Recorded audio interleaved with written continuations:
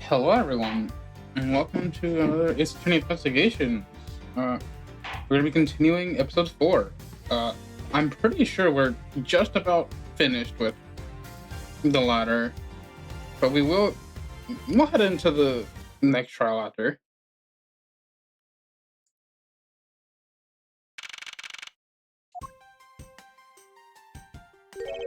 What is this incredibly overpowering sweet scent? Smells like flowers. Uncle Bad, is this it? It's not too bad in K over there. Looks like she managed to escape the bailiff. No, that's not quite it. Too bad. It's so pretty. I think you're still a bit too young to be wearing that. Since you found it, guess you can keep it. Thanks, I'll treasure it always. It's just gonna get along rather well. Oh, here. Got something else for you. Hey, thank you, Uncle Bad. Earlier, I wanted those with Gummy. Gummy? Oh, I mean Gumshoe. Gummy is... He's trying to be nice to me because I was gonna get in trouble. Me get in trouble because he tried to protect me. Hey, Munchlack. I know you didn't kill Daddy. Don't cry. Part of it would be sad to see you here crying. Oh, I'm not crying. Okay. Oh, it's the mister from before and the lady, too. Don't you think it'd be a good idea to go home for the time being? You're not involved in the investigation, so it's best if you do. Actually, I'm Go Bad's assistant. Something related to the investigation. This is so defective, Bad. Yeah, I guess. What? You're just scolding us like kids not to mess with the whole crime scene. Like, this shot run free? Why? People are free to investigate things outside their actual crime scene. You also had a few things you want to look into. Got a problem with that? I don't have a problem with that, but it's curious as they had to do with misuse looking into. Don't go bad. I'm gonna look somewhere else now, okay? Alright. Counting on you. That's right. Hey, mister. Yes, what is it? Don't get me releasing to the bad guy. I mean it. So please, find the real bad guy, okay? I won't forgive whoever did this. In the absence of the perfect piece of testimony and evidence, there's no one else who could be the true culprit other than Detective Gumshoe. She wanted off while I was pondering.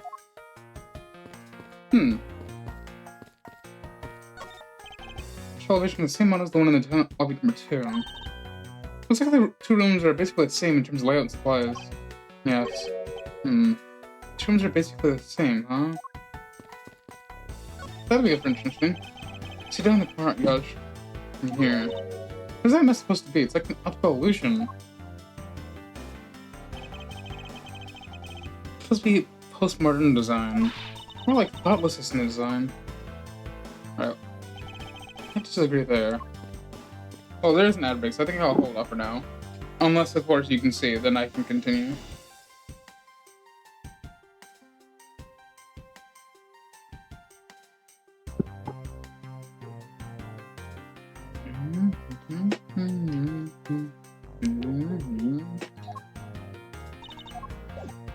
You're just playing my Toby right now? Okay, so you can hear me, which means I can probably continue then.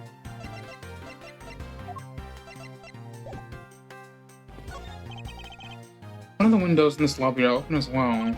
Air conditioner is working just fine in this room. So what are they open at, I wonder? Particular plant leaves are shinier than those in the plant in lobby 2. Probably because it's next to the windows, or it's either close to emphasize. You may be right. Plus, the curtains are always drawn in lobby number 2. Caretakers of this courthouse don't think enough of the plants, do they? It's because they're the courthouse caretakers, not about the botanists. What an incredibly strong scented herbal tea. I fear that more than being relaxing, the scent may be a bit more heady instead. You put in a special request for that. No wonder she's so violent. She's been drinking this dust all the time. Neither woman should be allowed to comment on this particular topic, ever.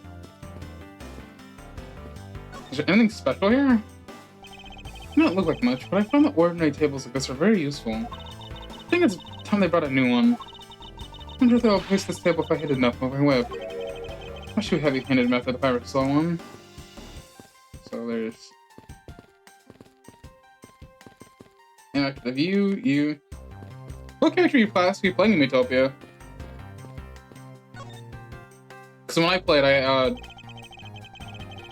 think my main class is... I first started as mage, but I think my current character is now a vampire.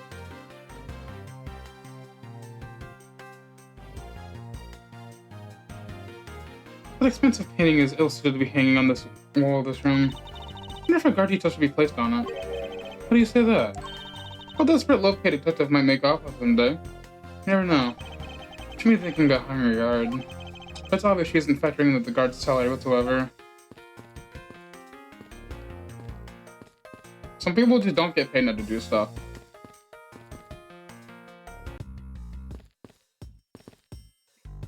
I guess we'll just talk to Bad now. Detective Bad, what exactly was Kay searching for? Nothing that concerns you, boy. Oh? It has nothing to do with Kay. It does, because she's Faraday's daughter. Anyway, hurry up and get to the point. I don't have time to waste. Sounds like you'd rather be left alone. That's something I'd like to confirm with you once again. I don't have anything to say to you. Be that as it may, we still have questions I need answers to. Now then, first of all, what is this overpowering smell that is permeating the room? Upon entering this room, I thought I was going to suffocate. It's that ultra-strong perfume you wear. She spilled some of it. I was having a bad time of it myself. Didn't think twice and opened the window. That smell's still here. Perfume, huh? The sweet smell in this air is perfume. Giving up quite a stench. It's some cheap no-name brand.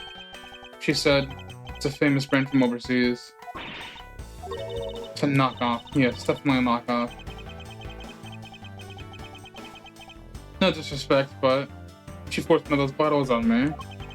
Hey, little girl, you can have it. It was one for much more expensive and refined perfume. However, seeing if you just happen to have a spare, I suppose I'll take it. Miles Edgeworth, you will hold on to this bottle without fail. Can't she ever be honest about her wants? Same perfume as one spelled in line number 1. Okay. Some of the other perfume she wears, just fantastic. Is that all you wanted to talk about? So I'm back to investigating. Actually, I still have a few other things I want to inquire about.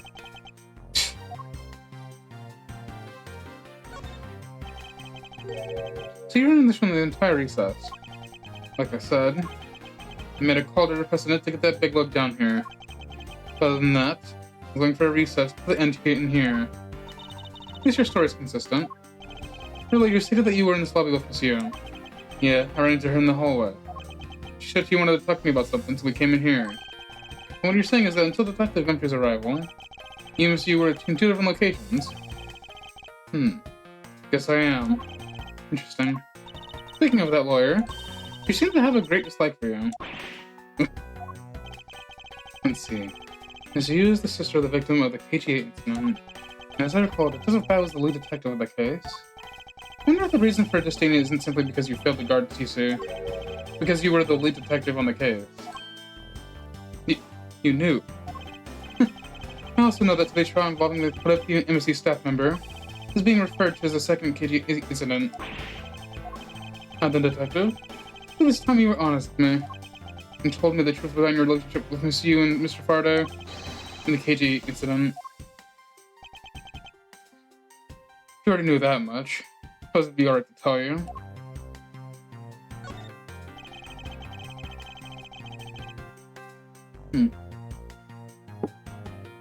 Now then, I'd like to ask you a few questions about the KG incident.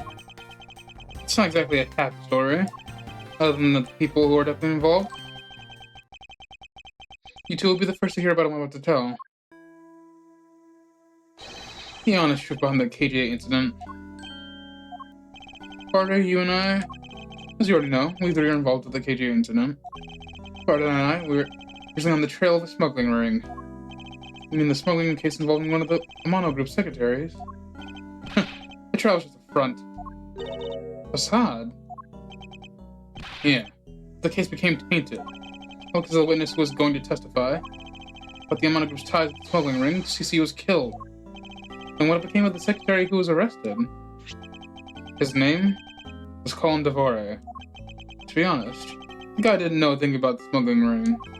But he confessed to knowing about it anyway. Devore was probably being intimidated by the big boss man. Just another scapegoat. Boss man of the Mono Group. He can't say the name Mr. Ernest Mono. That can't be right. Probably just detected Bad's original hypothesis. Should I do suspecting Mr. Mono of being involved with the smuggling? I suppose it would have been quite difficult to secure an acquittal after he confessed. The man who killed CCU, Manny Coaching, was a completely different person.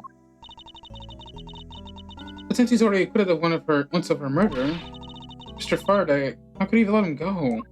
If I remember correctly, I heard that Mr. Faraday had an important piece of evidence stolen from him.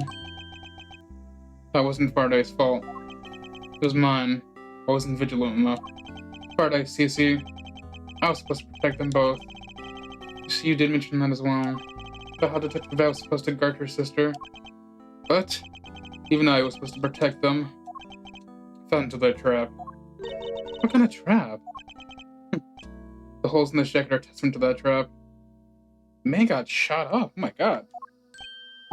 You mean you were fired upon? You were shot at that many times in one gunfight? No.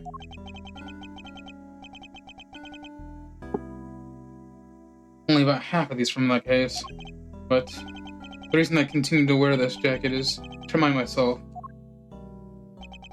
of the lessons I learned from the KT incident. I see. Couldn't protect CCU. The suspect was not found not guilty. We hit a brick wall as far as the law was concerned. And that's when she came to the courtroom, the victim's sister. That's when I first met Callista Yu. That when you first met Miss Yu. From the day of the verdict of the KG incident was handed down, was it not? Yes. Faraday and we apologized from the bottom of our hearts. That was all we could do. But just saying you're sorry won't bring my sister back, she said. And she gave me a hard slap across the face. Well, she certainly had a lot of self-control to stop with just a slap. If it was me, maybe 100 lashes would have been enough punishment enough. Suppose not. You said it herself. She never wanted to see either of us again. After that, you've seen her many times over, correct? Yeah.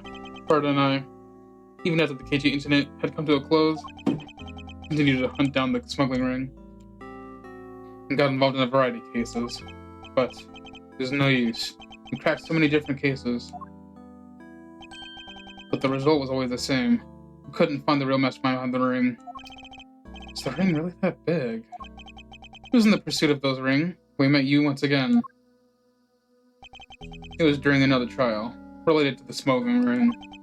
Faraday was the prosecutor, and I, as the lead detective, took to the witness stand. She appeared out of the blue as the defense attorney. Her client was linked to the smuggling ring. She was defending them.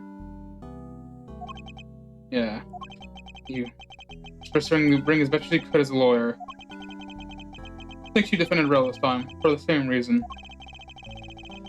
Come to think of it, Miss Yu did something to the same effect.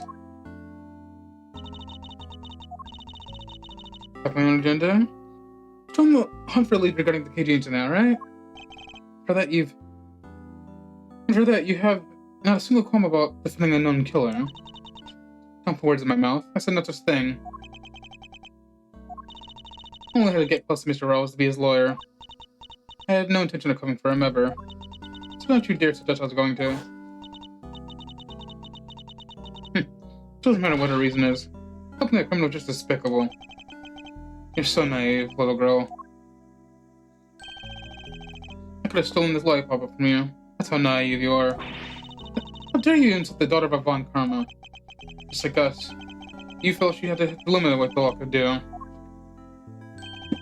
That's all. The law is merely a tool. There's no limit to it. Only the skill of the craftsman. You two are still too young, but one day you'll know what I mean. But enough sidetracking. What matters is that we met you again in pursuit of the smuggling ring. That's all. I was listening to Mr. Faraday. He even seemed to know Kay fairly well.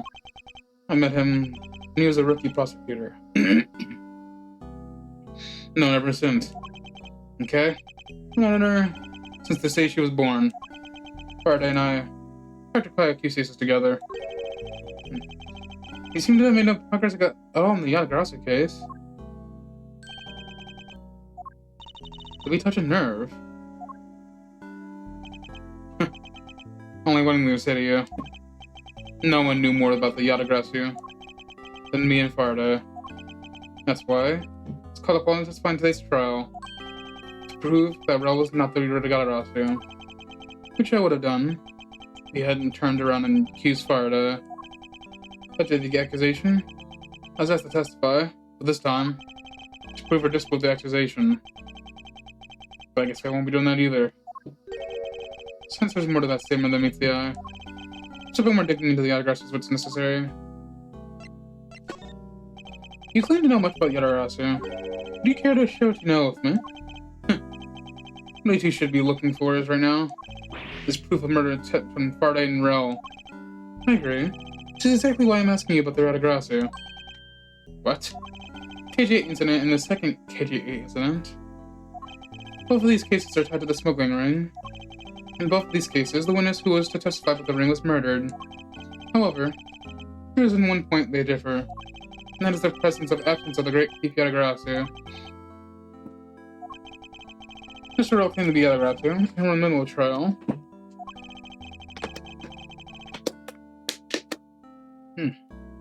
Why is my throat dry?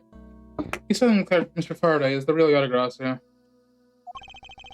And during recess, they were both killed. Don't you find that a bit at least odd? Miles Edgeworth, stop being around the bush and just spit it out already.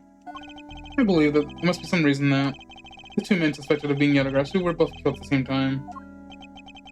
A reason, huh?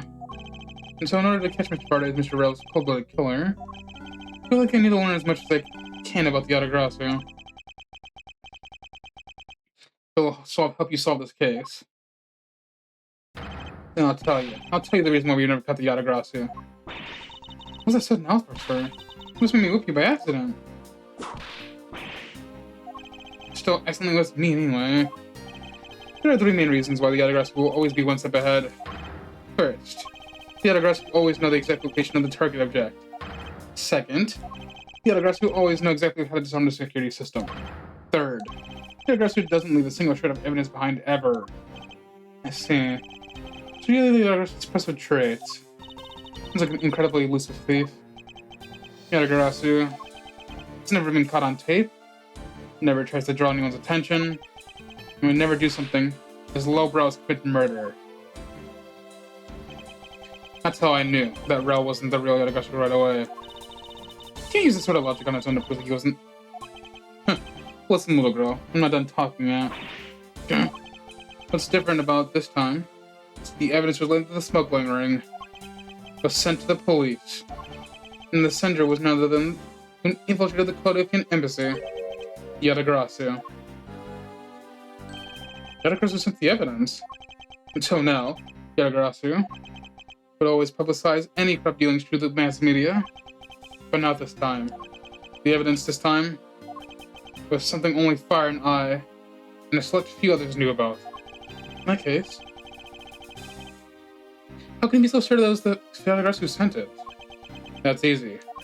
A special card that only the Yatagarasu uses was attached. That's how I can be so sure. Just what sort of card is it? Here, take a look at this article. Whenever the Yatagarasu wants to publicize something, a white card is sent along with this stolen information. Oh, interesting.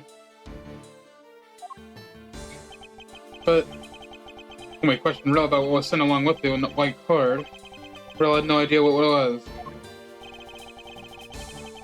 You still about it? I haven't typed? That's fine. Hope you're enjoying Miitopia. I find it a fun game. I need to go and beat the post-game stuff, but I haven't really had the time to. That's how Detective Bad knew that Mr. Rel was a phony.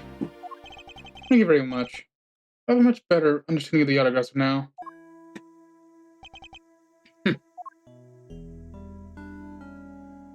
Excuse me, Mr. Edgeworth. Yes? His Honor would like to transfer the evidence to the trial over to you. So if you could please head over to the courtroom, that'd be much appreciated, sir. Understood. Rather shortly. Second playthrough of the game? Oh, cool. Detective Bad, what is the law mean to you? Finding the answer to that question is the only reason I'm still alive.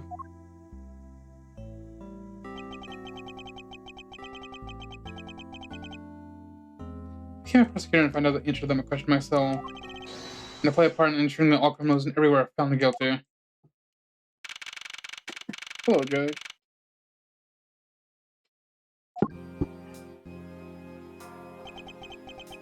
Oh, it's you, Mr. Edgeworth. Here's his honor still just a bit dispirited. For the first time today, I experienced what it's like to be seen on the witness stand. I now have a greater appreciation to just how hard it is to keep testimony. Well, there's no reason for you to be all depressed about it, Your Honor. As a judge, I expect you to think about anything other than the verdict. Mr. Scott, there's no need to further depress His Honor. I'm not trying to, Miles. Your Honor... Your Honor, I've come to collect the evidence that was to transfer to me. Your Honor, the evidence? Your Honor. Oh, yes, how can I help you? So what's the evidence now, sir? Your Honor, didn't you say folks definitely see your job? Yes, I'm sorry. And I would, except that the defense attorney is yet to arrive. He's busy with the investigation. Let's keep this brief, shall we? Very well. In that case, please confirm all the pieces of evidence are present. Furthermore, the evidence that was used in the murders of Mr. Carter and Mr. Rowe are also included, so please go ahead and use them as your investigation into their case. Understood, Your Honor. Pieces of evidence that were used in the murder of these two men. This could be a very good chance for me to find out how newly spreading the case. Maybe even something that will finally lead me to the truth. Place all the evidence over the prosecutor's bench for you. I see, thank you very much. I'll go and confirm that they all come accounted for. So this is the evidence related to today's Kodafi and embassy trial from Mr. Carday's bag. In the evidence bag that was on the table in lobby number 2, right? Yes. Finally, we can now talk for the evidence itself, not just data about them. Be sure to thoroughly examine them all at the time. Agreed. I want to take a look at the evidence from the embassy murder too. And why is that? Because I don't fully understand what today's trial is about. Don't whip him. Don't put your crap at me just because you don't know something. And then you try to order me rent to Papa chose you today. He's so on and so sore about not being kicked by Mr. Von Karma. It's also real to see the knife up close. So we have the knife, the gun, and an envelope. This is what organizer doing here. Oh, that's right. No, I forgot to tell you. What's what, Your Honor? They found Mr. Carter's personal organizer into the evidence bag of his. Detective Bad requested it be passed on to you. He said it'd be helping the investigation. Detective Bad said that. What a strange stroke of luck. Well, I'll look a gift horse in the mouth. Might as well flip through it too. Take a quick look at these documents before the trial started. I wasn't even afforded the opportunity to skim it. Let's just explain it to you then. Yes, you should. Perfectly in its entirety, if you please. On the night of September 8th, an embassy staff member was killed in front of the embassy. The staff member died in shock, being shot in the heart. Mackerel was brought as an Isaac suspect and clearly questioned because the murder weapon was found on him, which he was arrested on the spot. Something of a man, that's what he was. Perhaps he was, but the weapon wasn't the only incriminating evidence we had. Mr. Rowe was also caught in the act of film on the security camera. There's an even bigger symbol than I thought. Can't believe you didn't even notice a security camera. The Kodafi embassy security system is supposedly very well designed. You may not even have been aware there was a camera in the area. So, have you seen the contents of the video for yourself? Yes, the surveillance video that the security camera took was played during the trial by Mr. Carday. You can clearly detect Mr. Rowe on it. Even the sound of the crunch was crystal clear. So the footage included the sound, huh? I don't think I ever want to see a moment of someone's death in real life. Me neither. Why do you say that?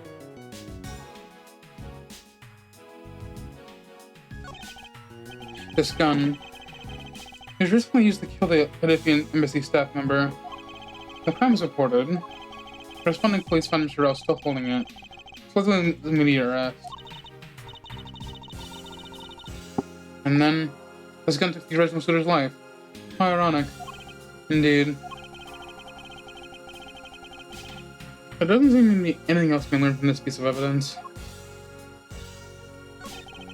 It's the knife that was used to kill Mr. Faraday. Who would have thought that such a beautiful piece of art could be used for such a cruel act? And it's never to cross your mind that you used your writing copy for the wrong purpose.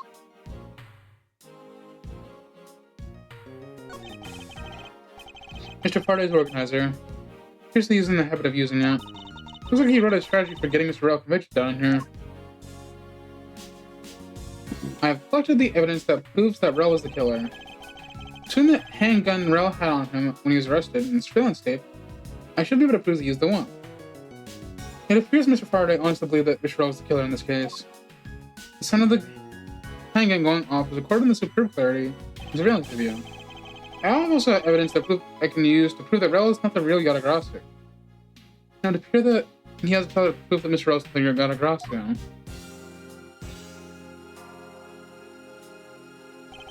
And he apparently also had a very definitive piece of evidence. No matter how he tried to play it, as long as I got a grasp of the key, I can prove he's a phony. If I were to present him in court, to clear everything up. It's been a long battle. Hope this will finally bring it to an end.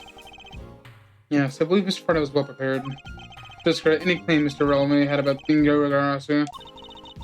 And he may have had a way to prove that Mr. Rao was guilty of the party in the embassy murder. This organizer just a clue to trick Mr. Faraday. I'll just my time get a thorough read later. And I'm sure it's just a weird trait for a cautious me to have in Utopia. Yeah, you're so right. It's like, what if you were a cleric for free?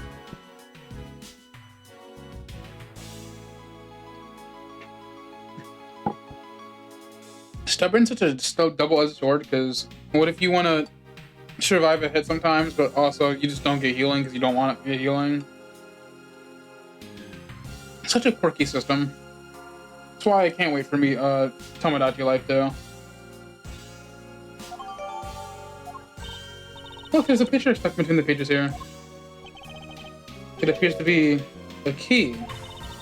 And a rather ornate one at that. Check out the design on the handle. Craftsmanship is superb. Let's the Yatagarasu's key Mr. Faraday mentioned in his organizer.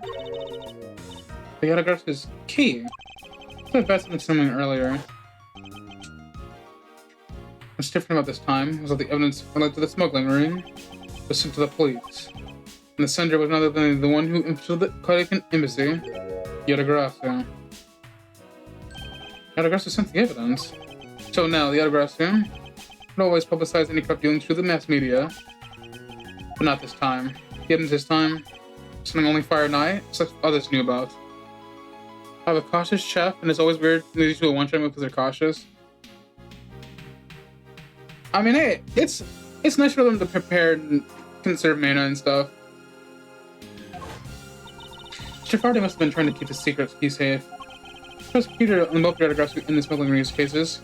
It's to be expected. That's odd. What is it? Mr. Faraday didn't mention anything about a knife in his organizer. That certainly is odd. Hoping that he was used to kill his clothing and seems to remember the gun. But what if that's the case? Then where did the knife that was used to murder Mr. Faraday come from? Isn't it obvious? It burned in the courthouse by Mr. Rao. Assuming that was a conclusion, right? No. It's not that easy to smuggle a weapon like that in here. Every person who enters the courthouse doors and shoots thoroughly for contraband. Furthermore, the suspect was handcuffed, making it impossible for him to bring a knife as large as this inside. In that case, how do you suppose this knife ended up in the courthouse? I need to think carefully here. There's nothing related to the knife or anywhere in Mr. Faraday's organizer. However, it is a fact that this knife came from Mr. Faraday's evidence bag. And firstly, there's one item listed in Mr. Friday's organizer that no one has claimed to see today. So in order to solve this mystery, I believe I need to take another good look at the evidence. Hit the gold flag system in Utopia. Remind me what that is again? I'm drawing a blank here. Oh, fully completing a level. Yeah, because sometimes you have to complete a level like 6 times. Miles Edgeworth, I take it the fact you have yet to answer me to mean that you don't have an answer for me. Actually, I do know the answer, Francisca. What? Then what is it? One of the pieces of the evidence we've been holding to has been hiding a secret of its own. Yeah. I know, like, the later letters, like, you do 6 times. And I would know, because I've done this 6 times.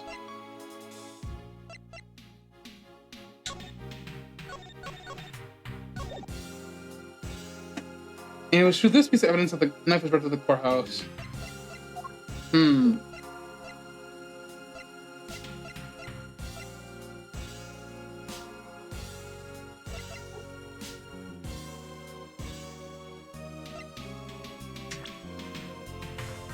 Pieces of evidence as hiding a secret of its own.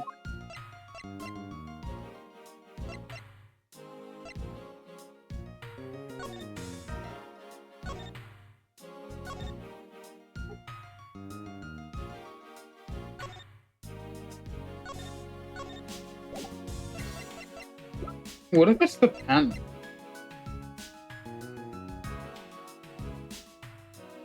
Take that!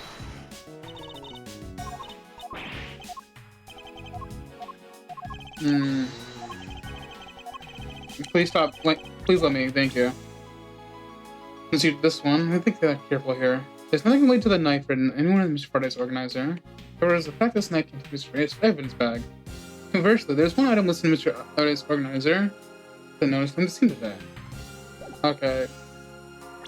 It's in the organizer. The surveillance tape, the handgun,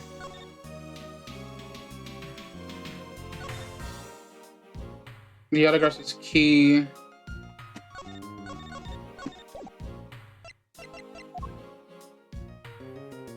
Knife is definitely brought in somehow.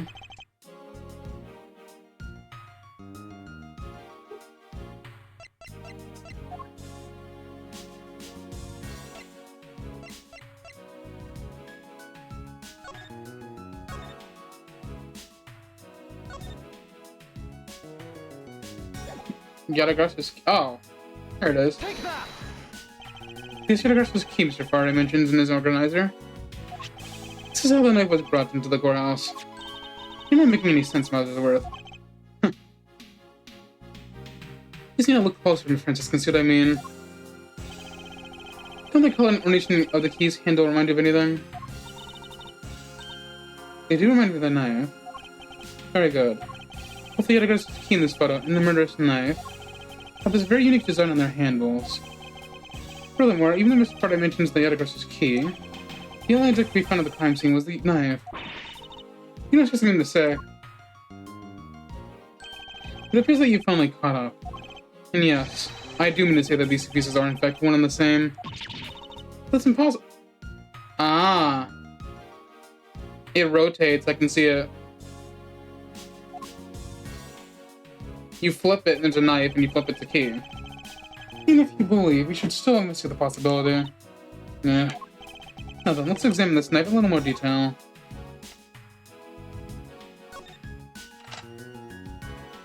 I can't believe there's a key. It turned into a key. I think there's such a trick to this thing. So open use the Mr. Faraday's after the key the Yatagarasu stole. This piece of information is more critical than anything we've learned up to now. Okay, I'm shocked. Mr. Faraday only mentioned the key aspect of this piece of evidence in his organizer. Possible that even he had no idea the key was hiding a knife blade inside. If that's true, then only someone who knew about the key to the knife trick could have killed Mr. Faraday. Even among Law enforcement, this key was top secret. We're looking for someone who knew even more about the key than Mr. Parda. Meaning the only person who could have been is the one who took the key in the first place. The great thief Yatagarasu.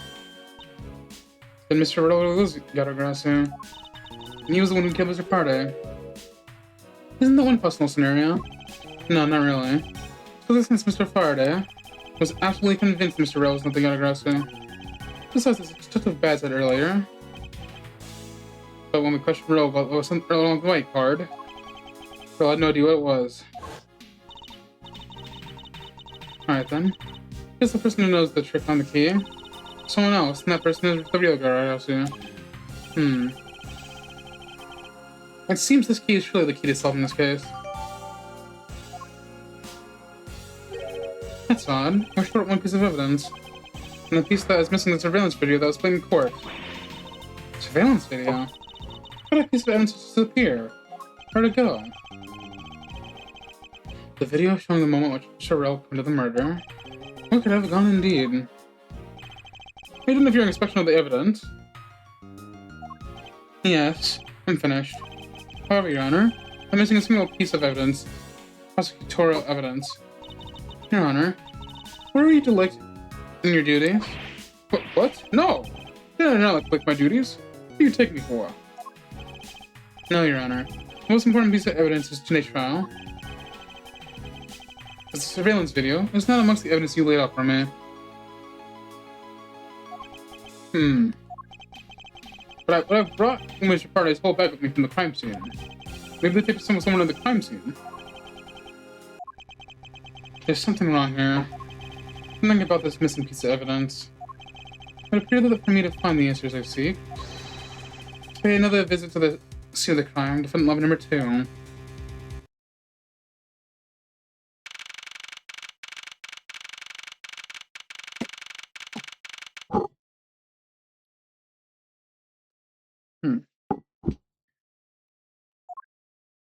Not this loser. Oh, it's Detective Lang. Huh.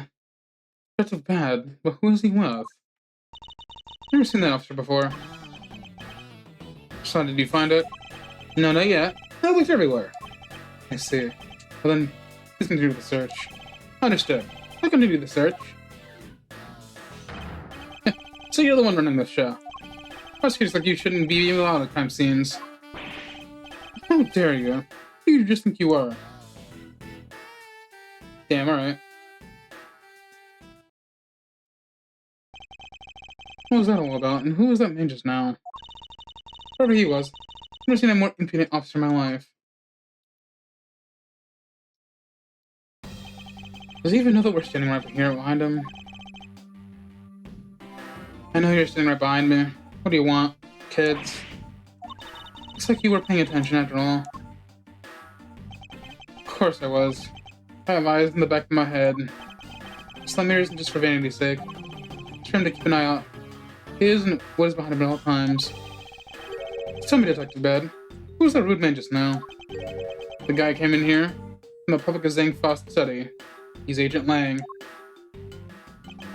He's trying everything he can to shoot the lost honor of his family.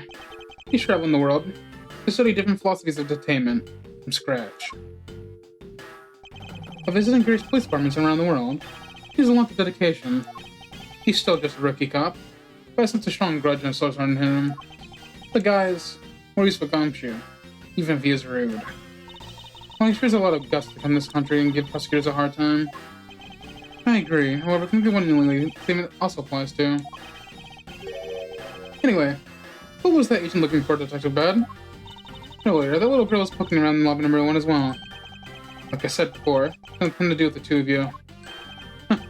How like that has something to do with me? Fine, if it's the game I must play.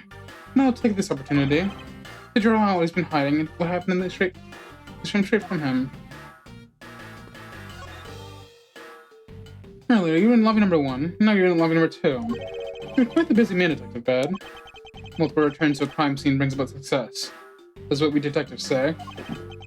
Let's see. In that case, you wouldn't mind if I asked about what happened again, correct? I don't have anything left to say to you, boy. You'll see. I will draw my answer from you, even one way or another. Actually, you'd help us out even a tiny bit in our investigation. You gave Friday's notebook to the judge earlier. That's helping up, don't you think? Please, we're asking you for just a bit more of your cooperation. Don't push me, kid. I know you know about it. Bring it up. Did you know the existence of the item in this photograph? Of course I did. It's my job to know everything related to the Yatagarasu case. In any case, let me ask you something. Did you know that the knife that killed Mr. Faraday and this Yatagarasu's key are one and the same? What? That's impossible. Looks like he didn't know after all. This piece of evidence, which we call the Yatagarasu's key, is actually a well-camouflaged knife. Mr. Faraday was planning to use this Yatagarasu's key to prove Mr. Wall was not the Yatagarasu. Isn't that correct? I guess so. However, Mr. Faraday had no idea it was in fact a knife. Yeah, I have to admit, neither one of us knew that fact. If neither of us knew, then no one in the law force knew either. How do we miss something as big as this? I noticed it since a while ago. You'd be really searching for something. Assume that this key is what you were searching for? Yeah, that's right. Why were you searching for it? Because I promised Faraday. I promised that that's the key for my life. After he was killed, he disappeared from your Faraday's evidence bag. Who would have thought he was what took Faraday's life? Back to bed. Just let me from the truth. Please testify me once more. Alright. But it doesn't matter how many times I'll tell you what happened. Nothing will change. To bed.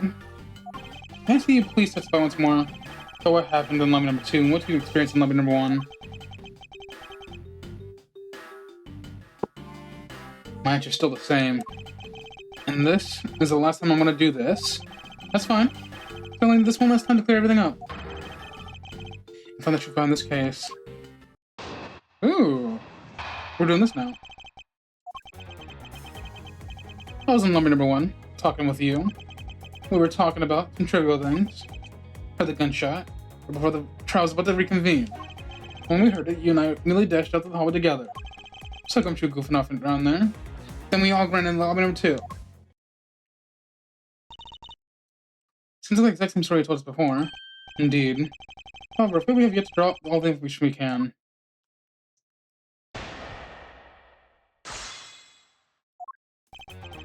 Hold it! Why did Miss you choose lobby number 1? Answer me. Who knows? She just wanted to talk to me about. And we walked into lobby number 1 together. That's all. So this instrument's the same as before, I see. Hold it! I was hoping you can expand on what exactly you were discussing, Monsieur. Trivial stuff. Nothing important. It's for me to decide. Alright, let's let the term decide. Moving on then. Hold it! So you heard the gunshot. Did you notice something else that was out of the ordinary? I didn't hear any strange sounds to that gunshot. I'm sure Detective Bad really heard was the one for murder. That would give the other piece of evidence an entirely different meaning. I see you please amend your testimony with that statement just now. Sure. I didn't hear any strange sounds to that gunshot. But that's not true. You couldn't have, because what about the pop balloon?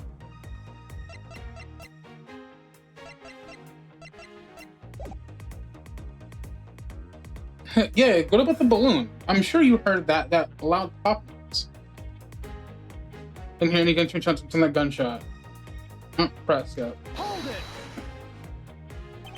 Too bad. You honestly don't remember hearing anything else. Yeah. Is it possible that you were so involved with your conversation you missed something? I've been a detective for a long time, and even I were involved with something. I've got quite the habit of keeping tabs on everything that goes around me. If there had been some other strange sound, you'd be sure I would have heard it. So the detective, that's probably very likely. So the gunshot. Hold it! One of the two of you dashed into the hallway straight away. Because we clearly heard the sound of the gunshot. We knew that came from somewhere nearby. How did you know that was a gunshot? My line of work, you hear enough of them to know. I suppose it's only natural for just to know what a real gunshot sounds like. That was bad.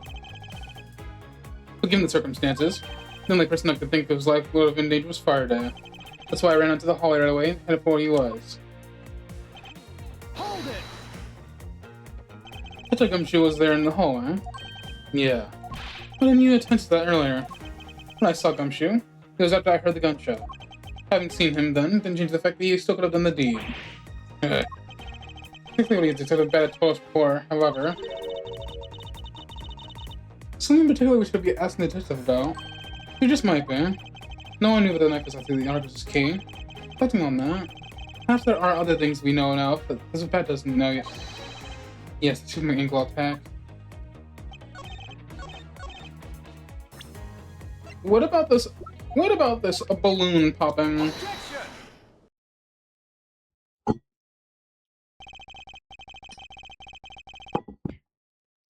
Detective Ben, does this balloon fact remind you of anything? The same color as the one Kay was holding. Oh, so you knew about that girl's balloon?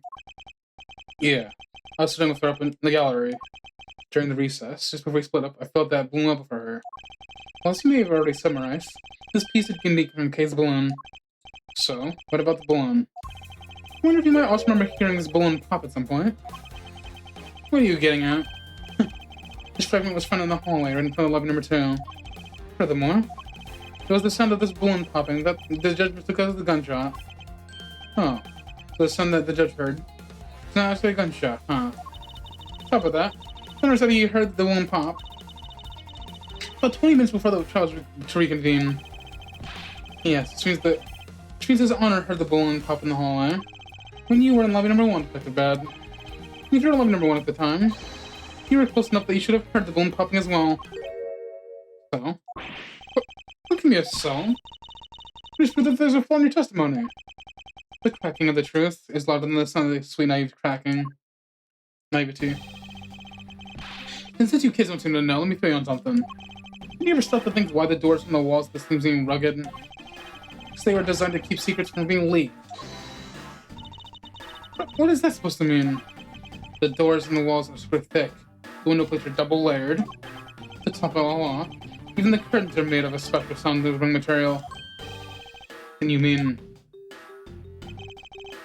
Since I was shut up inside lobby number 1, there's no way I could have heard the sound. No, that's not true. No, both of these windows were open. No. No. You know what I was just gonna say. That means the Scarface this one is completely useless.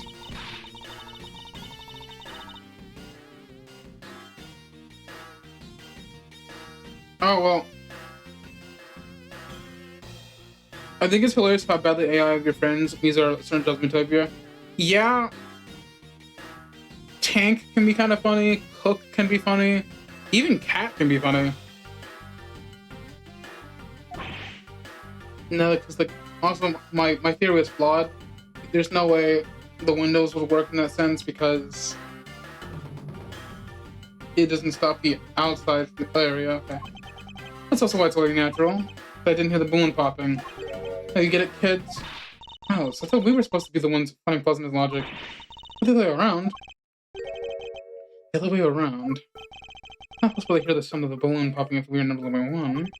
However, we examine the same situation in reverse. The person sitting in the hallway should not be able to hear the gunshot either. And yet, such a Gumshoe claims you have heard it while he's sitting in the hallway. Things are bad. If that's the case, how exactly did you hear the gunshot? What do you mean, how? I just did. It would appear that you have yet to realize the contradiction in your own words. Oh, how so? The rooms are sound because you said they are. Then how did the sound of the gunshot into your ears? I see what you mean. I guess I'm not more of it. My part is better than I thought. Which means what exactly, Miles? I mean, what does it all boil down to? It boils into this. There must be a reason. So how Detective Bad and Gumshoe heard a gunshot they theoretically shouldn't have. Let's examine the crime scene again, huh? Get to the crime scene. Wait, can it be?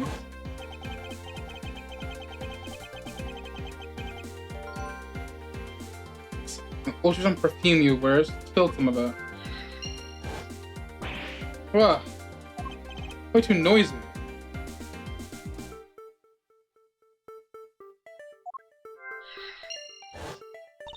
Surveillance videos gone missing. Ooh, a forced Eureka.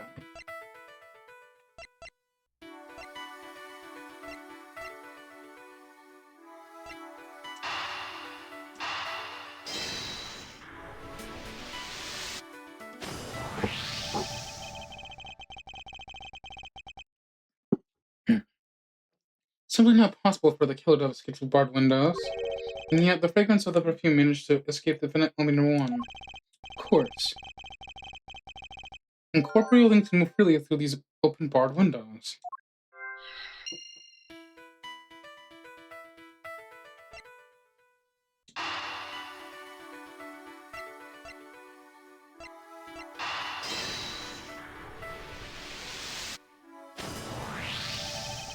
Now, the windows because of smoke can go in and out of an open barred window. The answer is sound. So no matter how careful the killer was, the windows were open, the jig were up. Since the windows in both the tenant lobby 1 and 2 were open, that explains how the sound of a gunshot could be heard in both locations.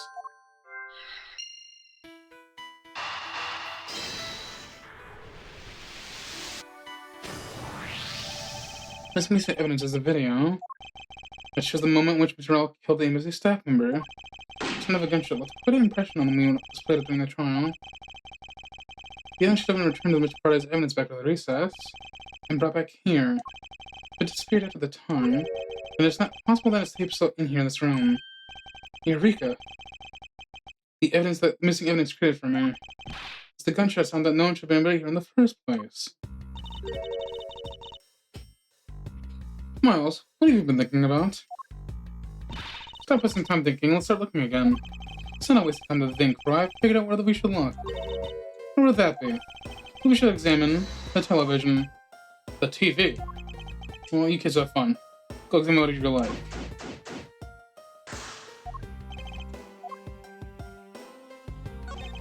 Video player. It's gonna be a videotape inside. Like it. Tape's gonna stop on its own when you just send. This tape, but not being this thing's surveillance tape. Suppose, but put the bed. Would you be alright if I verify the contents of this video? Sure, knock yourself out. Alright, then let's rewind this and see what we have. If I remember correctly, the footage of Ralph calling the embassy staff member just at about 30-minute mark when they started the tape. Understood. This should be about right. Now then, let's see. This is the footage Mr. Rel showing the embassy staff member. I knew it. The missing piece of evidence, surveillance videos were here all along. The sound. What's the meaning of this? Here's the bad has figured out the switch with the gunshot he heard. But this, I think we can pick out the truth behind the double murder. Do you think you figured it out then? Yes. All they do now is show what the gunshot the bat and gumshoe heard.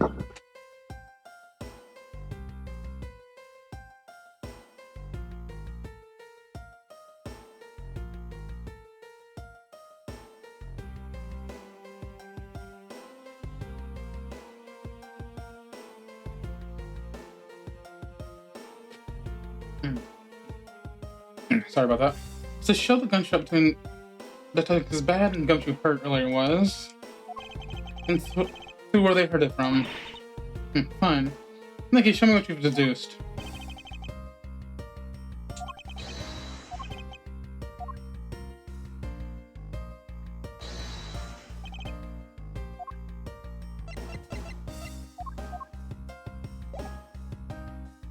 Okay, so let me just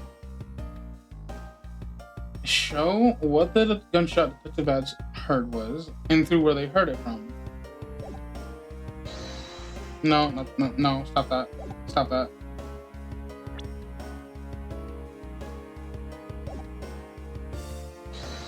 You heard it from the TV, and you heard the tape.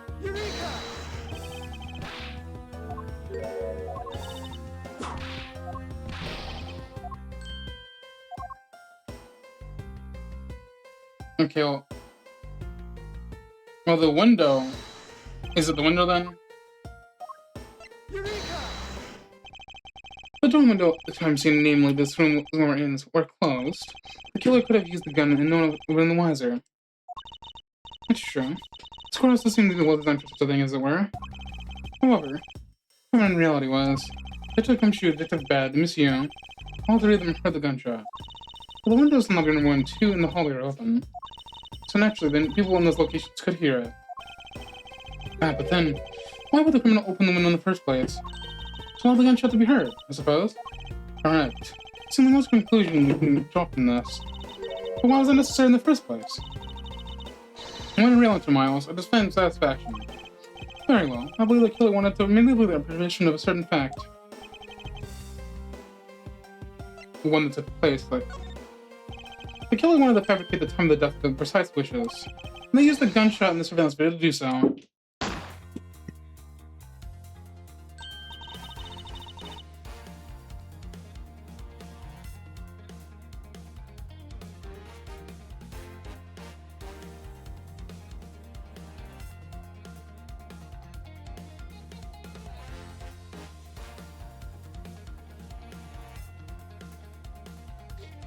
That's why the touch will So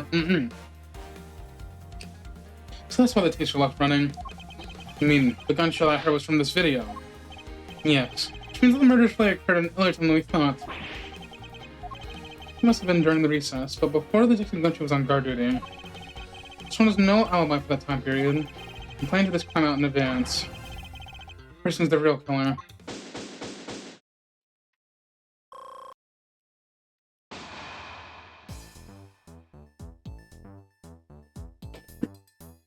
Mr. Edgeworth. Yes, what is it? Miss Hugh was asking for you. She's in the courtroom. She says she sees on by the murderer. She wants to clarify something. Looks like Miss Hugh's still investigating something. Understood. Just told her that I'll be right over. Come along. I want to hear what she has to say. It appears that the time has calmed down for the truth.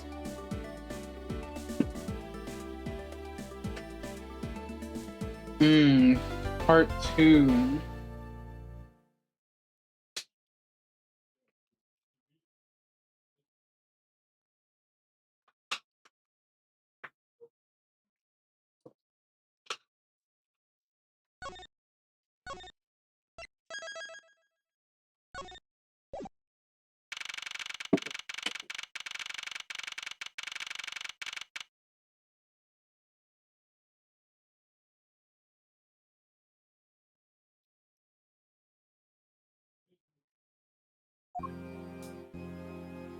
We only went out to the stream. I mean, yeah, to be fair, this is the continuation of last stream, but I stopped midway. What is she doing here? Hey, what are you doing here? Oh, hello, mister. Just investigating. The object you're looking for is already... Okay. Don't mind him. Please continue with the investigation. Okay, you got it. Detective Bad. Haven't we already found what you're looking for? That means I can keep her in the dark just a little longer. Any task to do. Oh. More sympathetic than I thought.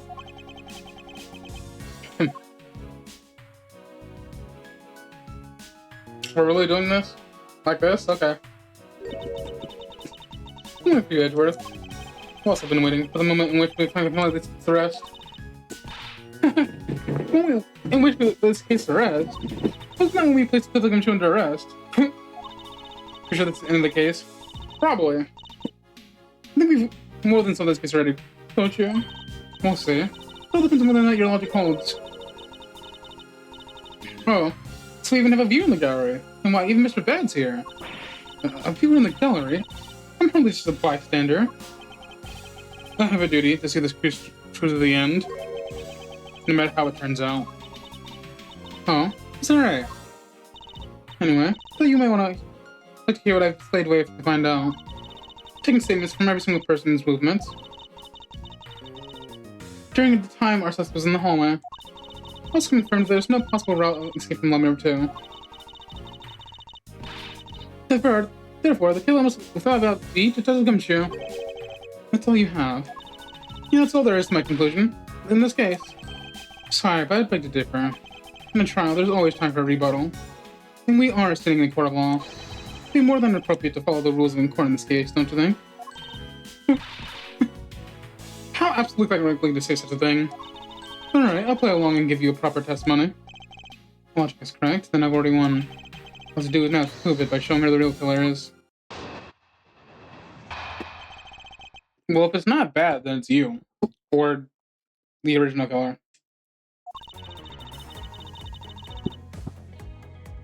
Everyone, since the suspect has an alibi for when the gun went off. Actually, I think it's you, because wasn't she walking the direction out of lobby number 2 when they first met up with her? Which means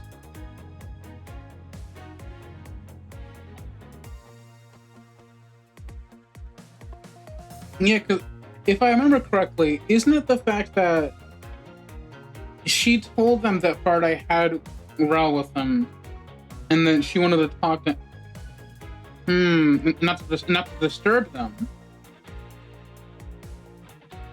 I got it. You're the murderer. You killed them both. You killed them. You killed them. Oh, I understand it now. She killed them, right? And then she put the tape on and walked out. Told Gumshoe to guard the gate, and then had a conversation with the detective. And then when the minutes finally hit 30 minutes and the gunshot went off, it made it seem like there was an alibi, airtight alibi. I've got you. You're a murderer. Furthermore, all the areas in the crime scene have been fully investigated, right? I was confirmed there's no possible escape route to Lobby 2. This leaves us with one unshakable conclusion. I have to come choose the killer. Now that you have your testimony, it's with a good rebuttal, Edgeworth. But of course, there's no need to confront your logic head on right now. I should instead focus on drawing out any trump card she has up her sleeve.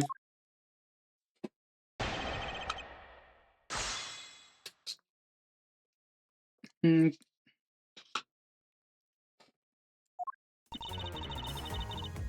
it! The suspect? I thought Detective Gumshoe's alibi has already been proven. Are you joking, Edward? I assure you, this is no joke. Well, I found out you heard from the judge earlier. The detective was in the hallway with Mr. Friday's daughter eating a Swiss roll. Yes, that is correct. You see, that was 20 minutes before the real gunshot went off, right? The problem is, there's no one else who can collaborate with since you did the snacking. She's done her research well. Which means I should focus on drawing out whatever trump card she's holding. Hold it! What they have been thoroughly investigated or not, it's up to me to decide. Add break the hold off. Perfect time to eat this.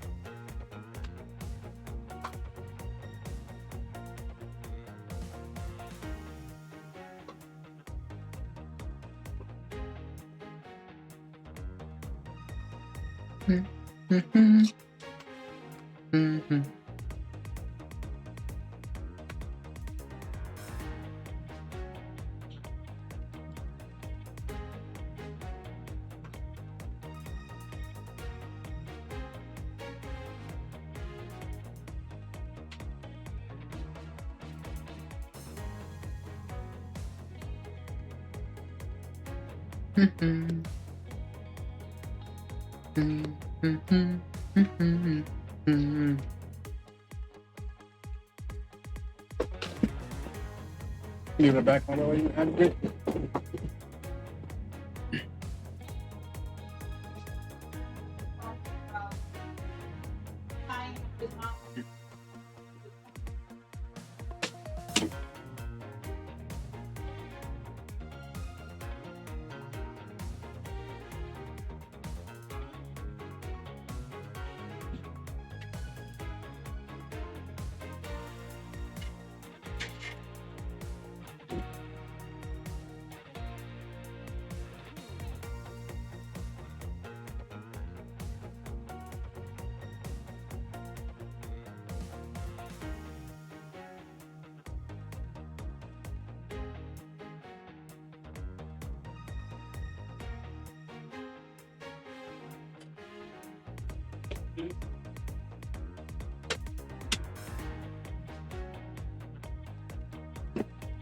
It's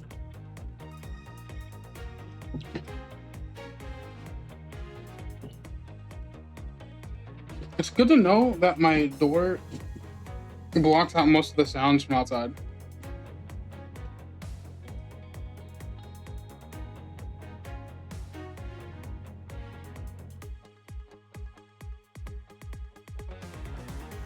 Mm-hmm. Mm-hmm.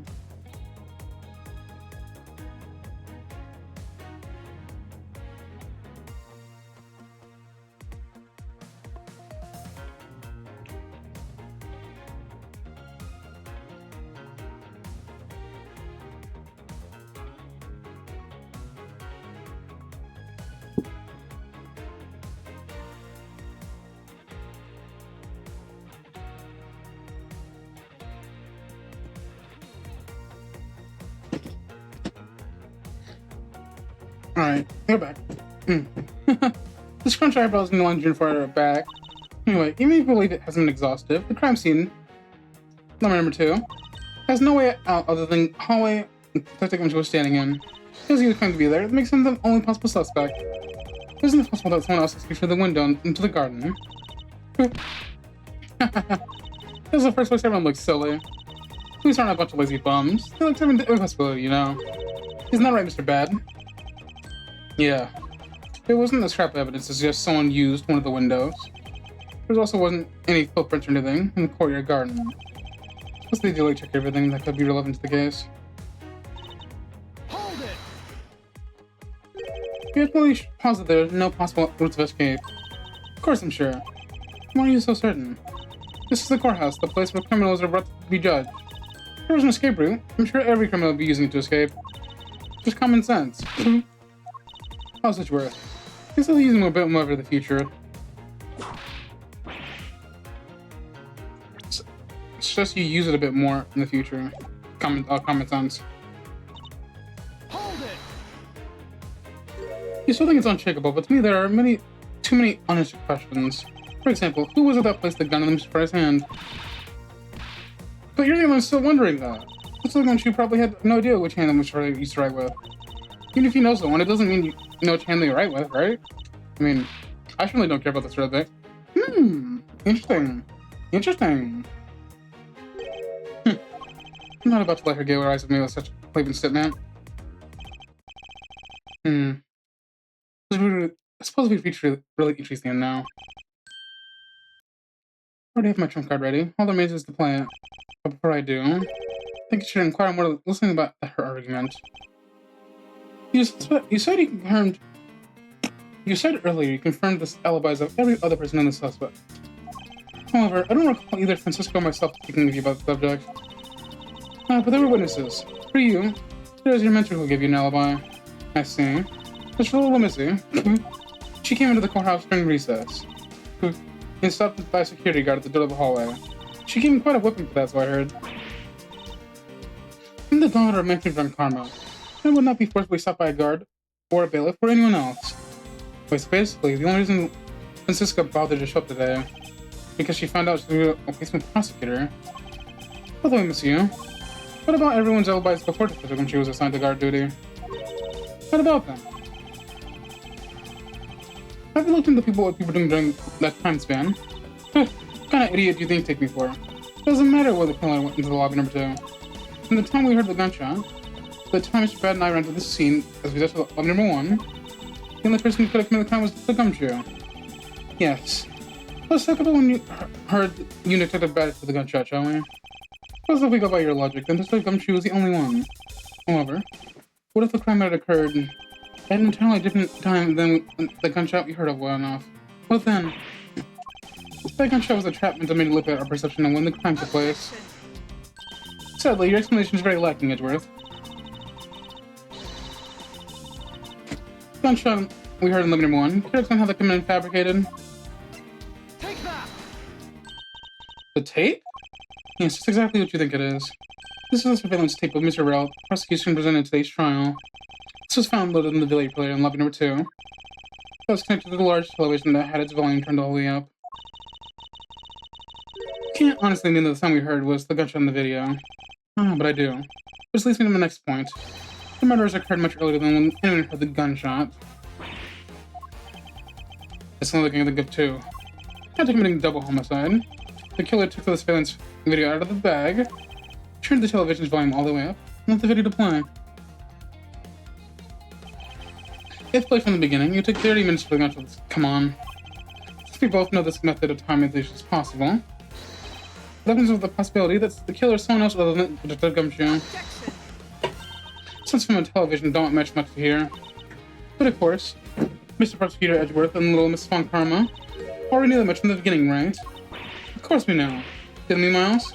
Yes, of course. We know about the soundproof quality from this courthouse's rooms. Of course, I'm not about to admit we had no idea until a little while ago. That's right, and the rooms are soundproof, and we should not have been able to hear it. And yet we heard the gunshot clear as day. And? That's it, end of story. But it's not. Should I explain why she was able to hear gunshot in the soundproof room? There's actually one common point between lobby number 1 and lobby number 2. And that is that despite the fact that both rooms have air conditioners installed, the window is open in each. Hello? No. We know the lobby number 2 is opened by the killer. However, the window in lobby number 1 is also opened. It's probably just coincidence they're both open at the same time. It was no coincidence, I assure you. How was the window open in lobby number 1? The answer is that a certain person did something because the window be opened. And that person who triggered that action is that person's a real guilty party. It was you! You! Miss Close to you. I hereby formally indict you of the murder of Mr. Party, Mr. Rowe. What? You indict me? Oh my god. Are you serious, Miles? What do you think she was the killer? I don't understand her motive just yet. But of course I'm serious. Because she is the only one who could have done it. Well, Miss Youth, you still feel like laughing now? Of course I do, Edgeworth. My agreement must have not been tight enough yet. Although I never thought things would spiral into this. But I'll have you know I'm enjoying this dance quite a bit. This means it's time for my own rebuttal now, right? You argue that the window was opened. However, do you have proof that it was I who did that? Furthermore, do you have proof that the tape was used to commit the crime? Frankly, I'm shocked that you're even going for accusing me of a murder like this. Let's see what logical polls is yours. This is where it really starts. I mustn't let my guard down for even a second, or the truth will blow away. Now's the time for put the patent and Von Karma perfect proof to the test.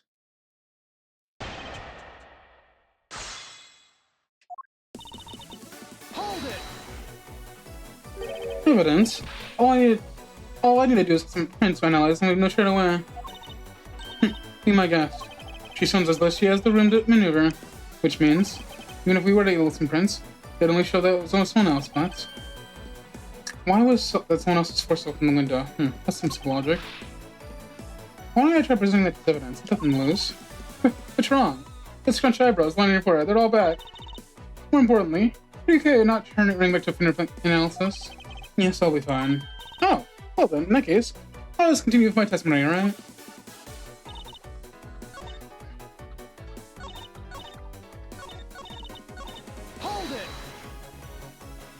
I thought I just proved that it was. Sure, you proved that the tape was there at the scene of the crime. However, that doesn't prove that it was actually used in the crime. Unfortunately for you, monsieur, the fact that the tape was there in the crime scene in itself is very important. How so? By the very senses of that tape at the crime scene, it proves the possibility that the when of the crime could have been fabricated. And that possibility alone renders all idolizing witness reports irrelevant. Basically, it means that we will need to re-examine every person's movements again. Whether the tape was used in the crime or not, we can reel about that afterwards. So in conclusion, you're admitting that you can't prove those at this point. Hold it! Even you're all just shocked, that is no concern to me. I do things my own way. Oh? See that you're not laughing for a change. Because I'm shocked. Again, you being shocked is no concern to me. Let me just continue the testimony. Haha. Alright, let me just say one thing. You shouldn't go around kissing people. Hold it! Pulling holes? I suppose it might be. Well, admitting to your faults now, are we? At this point in time is what I meant to say. Should it mean that you're just a sore loser? No matter how full of holes my logic may be right now, if I plug them in one at a time, I will ultimately make out to the truth. What a paradox. Taking out one of the formless holes to reveal it up. Miles, you remember, don't you? About why the window in lobby 1 was opened? Yes, of course I do. And that's how I'll attack. I'll present the reason why the window had to be opened. Nice perfume, idiot.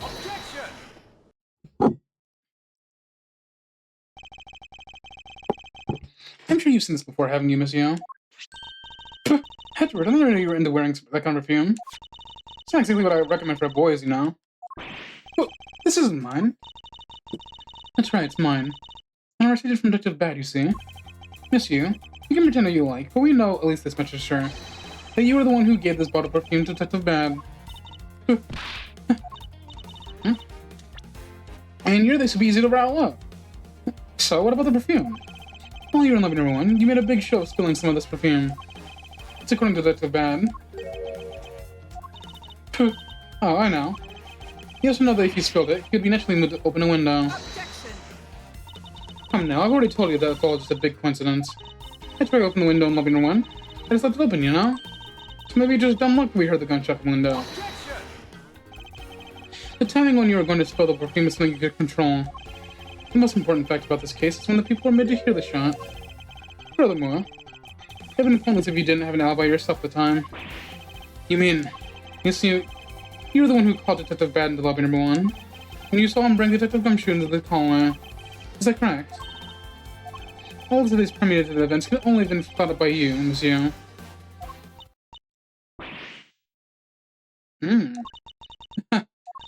You accused me of murder on the fact that I spilled a little perfume. Well, let me just say this much. I couldn't have killed Mr. Fardo. Would you care to testify as to why? Look, I've had a lot of fun today, really. But I could really go this game of cat and mouse. Let's make this the last this money and wrap this up. Short case once and for all.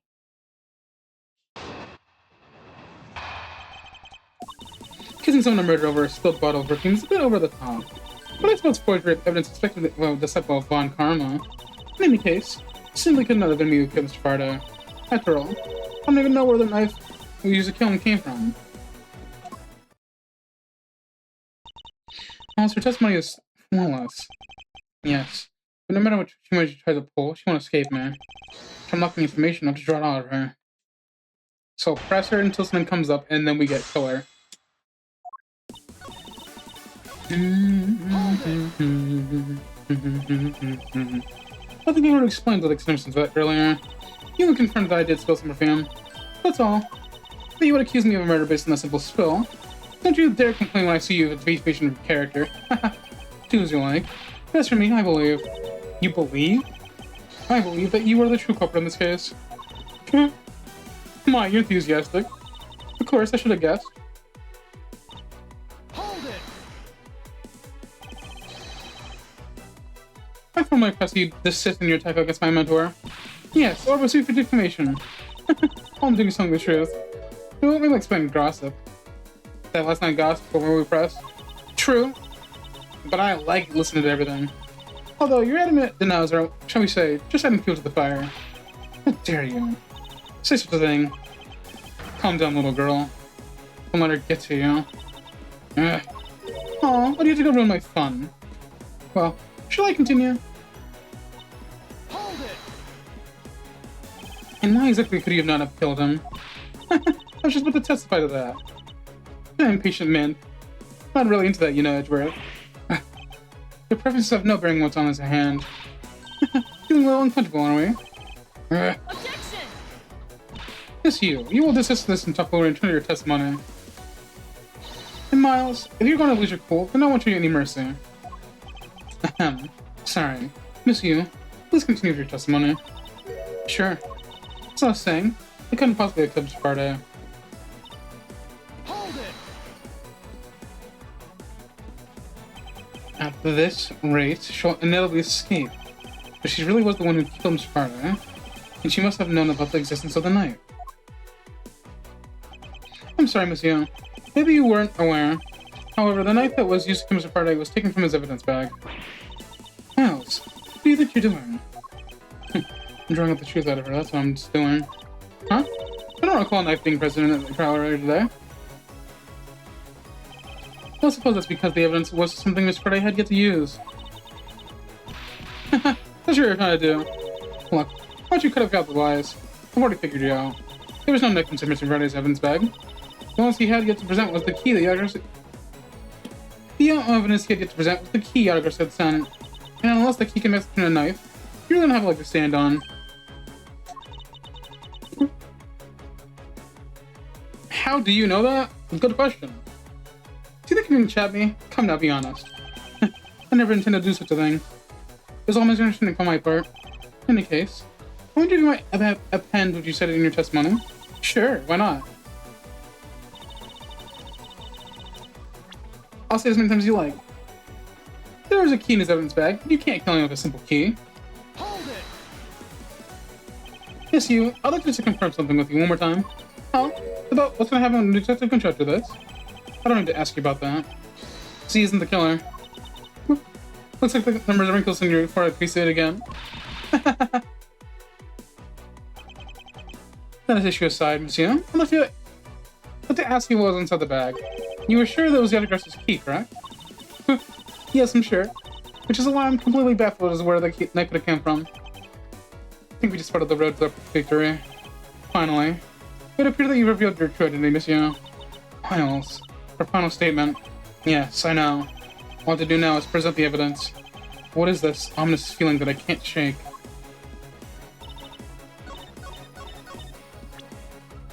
Hey, look at this knife.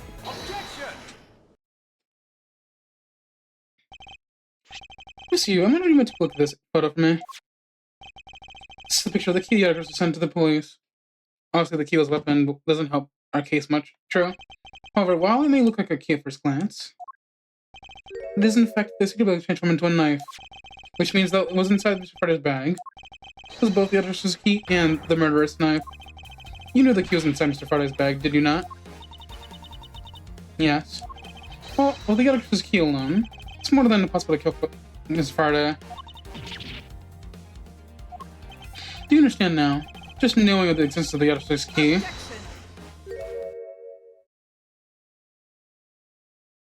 Yo, doll yourself up, King. Yo. Dress yourself, King. I thought I had a good look at it. Showing off to me from that far away. You belong for all I know. You would even now still feign ignorance. I'm not feeding anything. We can't have you accusing me of a crime with a false evidence now, can we? I mean, Miss Francoma. I've heard some very interesting rumors about him. You're mocking my papa. Don't you dare slay the good name of my mentor. I took a good look. This piece of evidence is more than real. Wow, who knew such a trick to this thing? Are you satisfied now? Of course, you knew from the very beginning, didn't you? You knew that the knife and the Yatagarasu's key are one and the same. Otherwise, someone like you, who wasn't a member of the law enforcement, and who would have never been privy to this trick, would have never known about it to begin with. Furthermore, there's something that Yatagarasu has sent to the police. Or did you have knowledge of it? What it was? Actually, I heard it from Mr. Faraday. Because before you dragged Mr. Rill off, he told me. Oh, that's right, I almost forgot. He also told me that the key turned into a knife at the time. He didn't tell me about how the key actually transforms. Why are you saying something not possible? Oh, why not? Because Mr. Faraday himself didn't know about the hidden knife within the key. Although in these pages, he mentions nothing about a knife. I'm not sure he would have written everything in his organizer, you know? Wouldn't something of this importance be better left off oral communication? Unfortunately, that is also impossible. Because Detective Bad didn't know about the knife express either. It would have been highly classified information, even within the police force. And it's something that even the lead detective on the case didn't know. Why would Mr. Faraday have felt the need to share that with the opposition?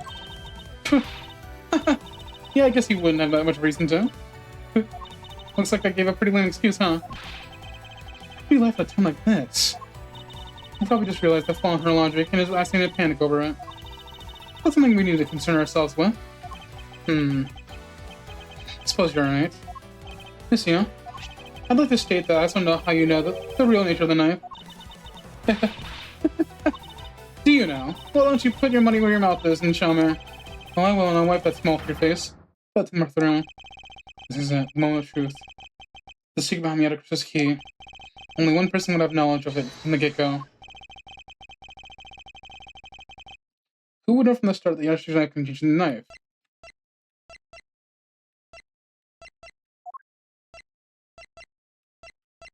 Where is he? Oh, right here. Take that! That'll be this person. Okay. Okay, well... I know he's Yatagarasu. Don't lie to me. It's only one person who knows about the dual nature of this key. Huh. And that is? And that is the person who sent the Yatagarasu's key to the police. That is to say, the Yatagarasu herself. Herself?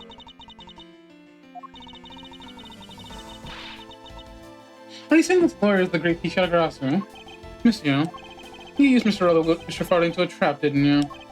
You who profess a very grudge against criminals, why? Why do something like this? Phew.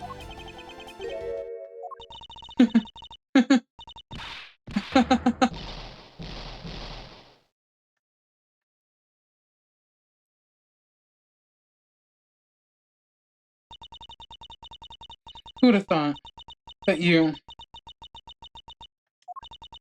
a stupid rookie prosecutor, would see through me? You're sending the biggest chill down my spine right now, Edgeworth. This feeling of thrill. It's even greater than when I sneak into some place. You killed Faraday. Why? Answer me, Callisto you. Callisto you, huh? That's not my real name. My real identity is, yes. Pretty Thief Yatagarasu. Really? Let me tell you something, Edgeworth. Mr. Faraday was one difficult man to deal with. But you see, he had discovered my true identity, which is why I had to erase him for the world of law. I made Rel an offer, an acquittal for a little favor in return. All he had to do was accuse Mr. Faraday of being the real Ashton in court. Once we entered recess, Rel was dragged off by Mr. Faraday, which he threw off my plan to a complete mess. I chased after them and eased up on them and threw a crack on the door. That rail caves into the only two things, money and authority, just as all thugs do. I feared my plan was going to be ruined if Mr. Faraday held onto rail any longer. Plus, if I would continue my way there, I would have been found out. That's why I had no choice. I had to kill them both. Didn't you say that you despise criminals? But do I really? You've forgotten? The KGA incident too. Maybe. Should a woman would... So then was it your plan to kill Mr. Faraday with the very evidence you sent? I had a good idea what Mr. Faraday was going to do. I anticipated that Mr. Faraday was going to prove that Rose and the Yatagarasu by using this ridiculous key as evidence, and that he would bring it with him. Which is why I thought to use the knife portion. Weapon as well disguised as this. No one would be the wiser. Because who in the right mind would think of something like this to be a weapon? I casually entered number 2 on the pretext that I had to talk to Mr. Faraday in order to get with him, pretending to be worried about something. He then let me hold the other's key, just like that. He never noticed that I changed the key into a knife instead of the plastic bag. Huh. And he didn't have the chance to take note of the knife that took his life. How could you kill him? I mean, for a long time, you know. At the very least, I thought to give him a quick and painless death. But if you killed Mr. Faraday first, there's no need for you to kill Mr. Rel as well. I believe I mentioned why we were placing the death suspension under arrest. Something about having accidentally created an eyewitness, and how that led the killer to think about setting them up as they kill each other. And the killer surveillance tape. Yes, I hadn't actually planned to use a gun. The risk is too high that I've been caught. However, that's when I remembered the existence of the surveillance tape. Which is why I had Rel help me set up the crime scene. And after all said and done, I rewarded them with his hard work with a bullet. You're a defense attorney, aren't you? How could you? You betrayed a client. Client? I'm gonna talk about who was a client of those first. It was me. was inclined to the murder of the Cody and embassy staff member, dead man. You ordered a hit job. Still haven't figured it out, Mr. Bad. I had dead man killed because he was about to give away info for the smuggling ring. Now, who exactly do you think would benefit from such an assassination? It can't be. You're... That's right. I'm a member of the smuggling ring. Damn. What? Look at this. You don't mean working with many coaching too, do you? Maybe, maybe not. Guess you never know. Yatagarasu claims to be noble, but you're just another cold-blooded murderer. That's your little girl. Yatagarasu is just another killer. Be quiet, you. Yatagarasu. You can't run from the law. You can run from the law, but you'll never escape it. Oh. Doesn't she currently have the key in her hands? She'll just humbly accept the judgment of this court. Hey, Edgeworth. Did you know? Yatagarasu has 3 legs. Do you know why it is? No? Well, let me tell you. It means that the Yatagarasu has more than one razor trouble to do her work. Oh my!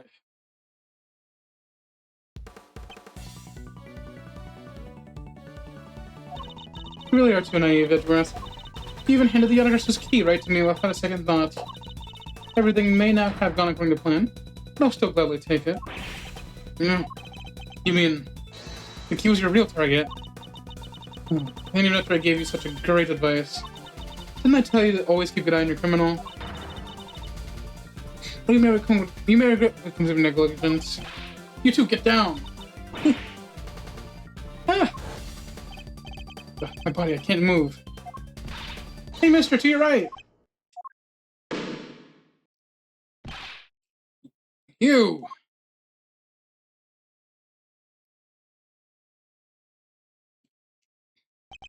You alright, Francisca? I'm perfectly fine, Miles. Her voice is shaking. Looks like she's unharmed. Where'd a K go? That's a gunshot. Did she get away?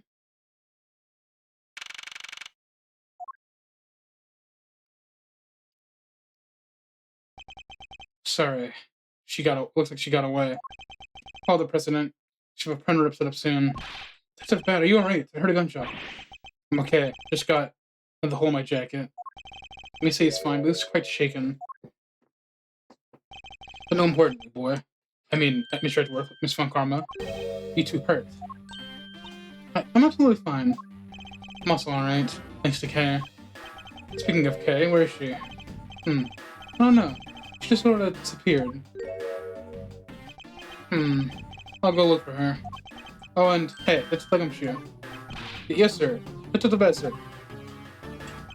I'm sorry that I doubted you. Don't worry, sir. Not your fault. Well, I lied to you guys too, after all. I heard about what happened to Kay. Lying while giving testimony is still unforgivable. But in this case, you're protecting Kay and her feelings. Looks like you just might have a taste of a real detective. Now, don't you ever lose that type of spirit, okay? You got it, Pops. Pops? Pops? Watched one too many detective dramas recently, have we? Way too many single-handed destroy the cheery atmosphere in the winter comment. I should get back to the investigation. I swear, I'll catch you for the last thing I do. Be careful, Detective Bad. Take care. Thanks. Well, I'm off. Maybe we'll run into each other again someday. Maybe we'll see him again next, then. Thanks a bunch, pal. You're the best. You really did find out the truth behind everything. Yes, well, we solved everything before you were taken to prison. Hi, Judge. Can't believe how much trouble I caused you with my testimony, Mr. Gumshoe. That was no problem, really. I mean, I lied too, so I couldn't help anything. It's really your fault, Your Honor. Well, even if we didn't have Your Honor's testimony, I think that the lawyer would have found another way to get you convicted on her behalf. Yeah, I can't believe I was about to get fired during my first week as a detective. Well, as long as you're not fired, you should work hard and give all you have and perform your duties well. One more thing. He left a present for you with me. She did? Ooh, what is it? What was the kid with me again? Take that! It's a special fish roll. Can I really have it? Yes, it's a present meant for you, after all. Thanks a bunch. You have no idea how happy this makes me, pal. I'm gonna eat this right now. Sure, go ahead. The Swiss rolls taste like gumshoe and Kay brought together. While the one Kay and Issei have never reached her father. It would appear that her sentiments have touched the heart of this detective. He's so happy so that he's having a welcome back to the relation of his own. Well, that was just a cape by Kay to give to him. Whoop! That was good, pal. Can't believe I got to eat 2 of those lessons in one day. I'm a Swiss roll paradise or something. Better than Kay myself. Hey, wait, where is she? He only noticed just now. Was this man not present when we discussed her earlier? I took bad let's go and search for her earlier. Maybe we should go join him. Yeah, you betcha, pal. I'm gonna go help him. Oh, but first. You know what, pal? Actually, I guess I shouldn't be so rude to you anymore, huh? I'm gonna say goodbye by your side from now on, Mr. Edgeworth, sir. I sense something but a most troublesome relationship from the ominous statement. We should go home 2 miles. Get to pray and report what happened to Papa. Agreed. Well, I'm afraid we must be going now, Detective. Roger, sir. Don't you worry. I'll best get the next case we're on real well. I'll, be counting on you. The sense of trouble was bubbling in the air. Thus, like a bad dream, my first outing as a court came to a disturbing end. A few months later, I was finally able to properly stand in court as a prosecutor. But the detective in charge of the investigation, as I dreaded, Sato Gumshoe. After that, he became my direct subordinate. I have tried, but words fail to describe the immeasurable suffering he has caused me. I suppose that's just how things are. As for the little girl who suddenly disappeared, she's now...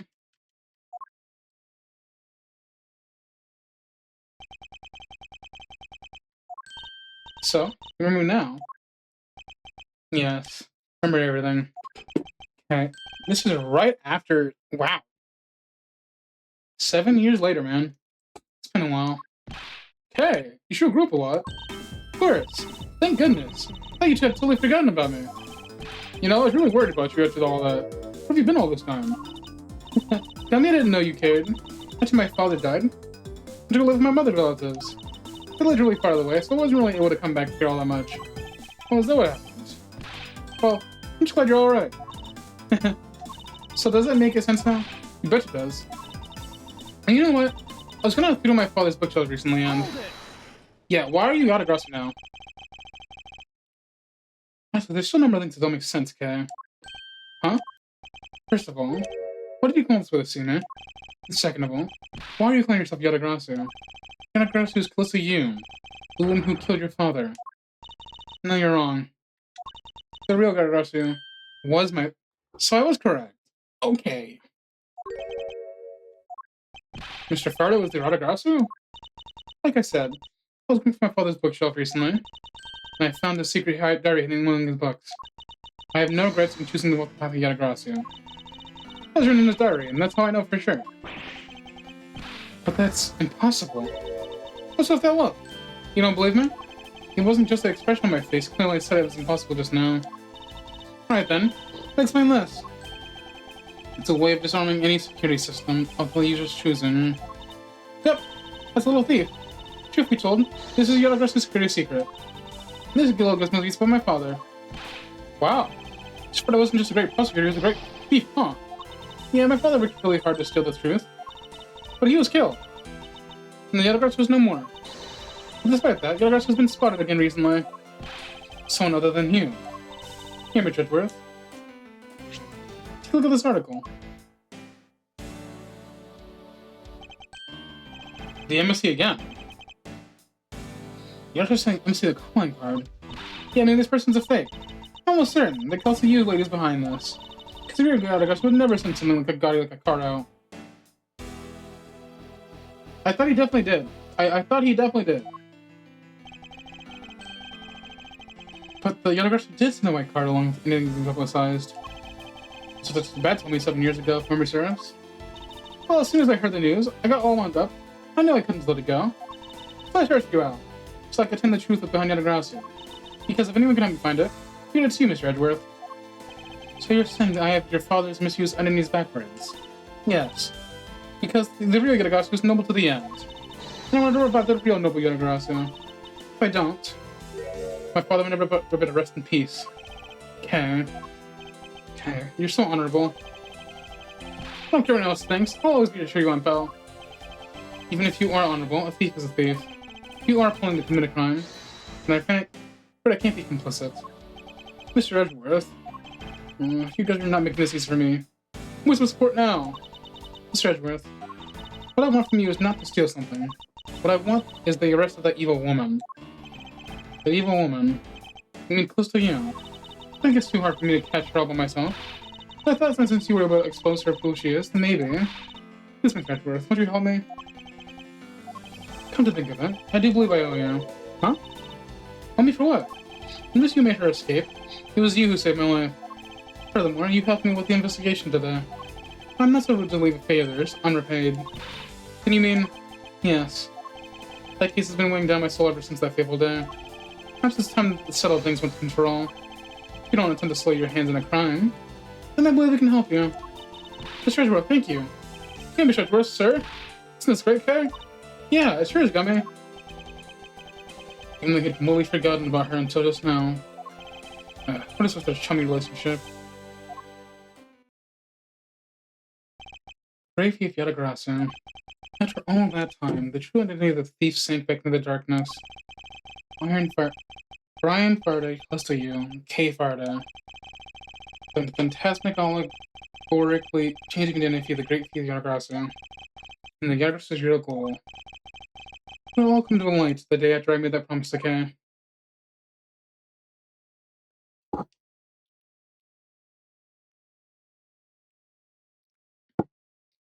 I wonder if we ever see Kay in the future games. Now, we are only at 2 hours in. I'm going to continue playing, because if I play long enough, we should get to the end of episode 5 by tomorrow.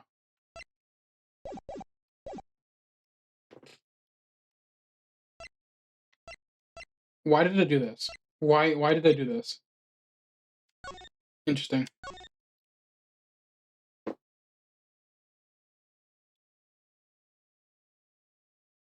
Episode 5, turn up out of blaze.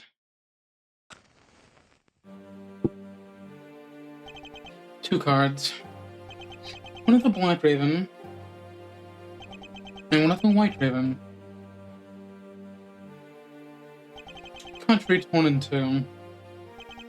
One to the west, and one to the east.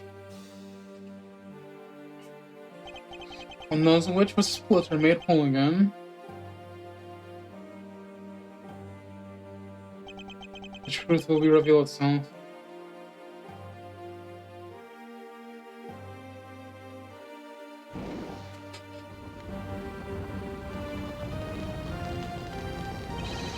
So Yatagarasu, the Archer's here!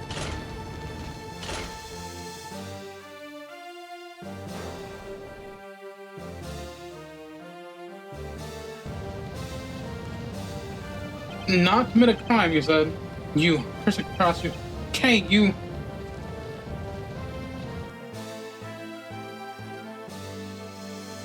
Ooh.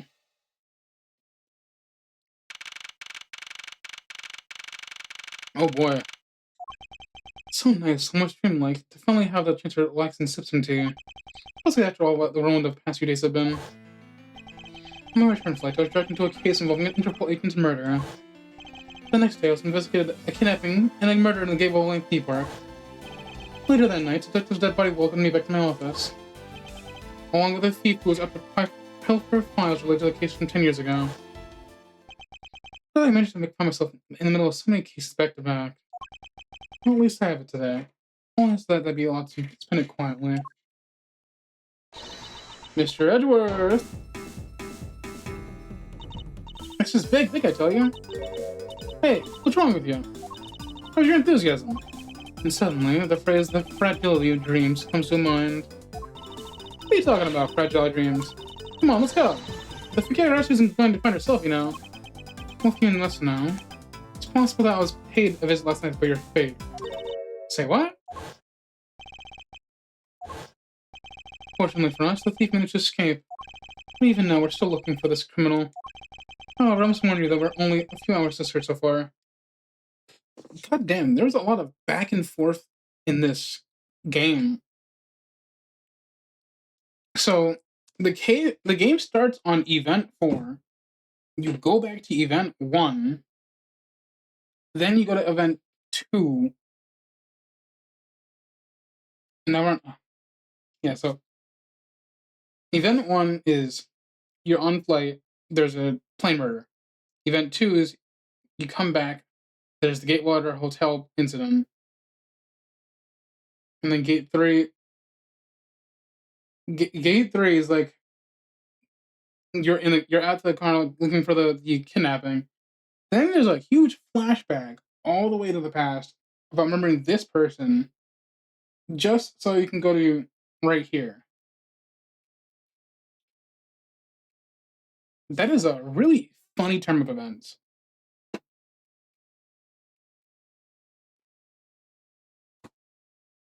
Oh, I must warn you, we only have a few hours to search so far. I must insist you must be patient on this one, Kate. What's with you today? You sure you aren't sleeping talking to me right now?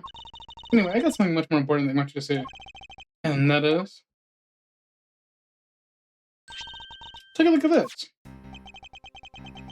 March 14th, I'll be there to steal your dirtiest secret. It's quite a bold declaration to send an embassy. I suppose it wasn't inevitable that a newspaper would catch wind of this. The day the car mentions is today. Today, huh? Come on, we gotta hurry, the embassy awaits. I suppose it is quite an urgent matter. However, do you know which country's embassy we should be investigating?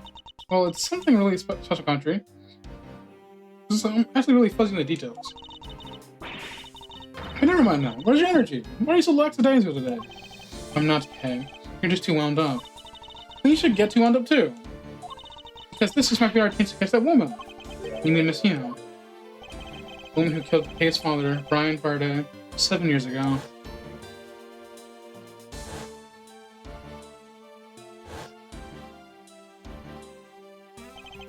Callisto Yano.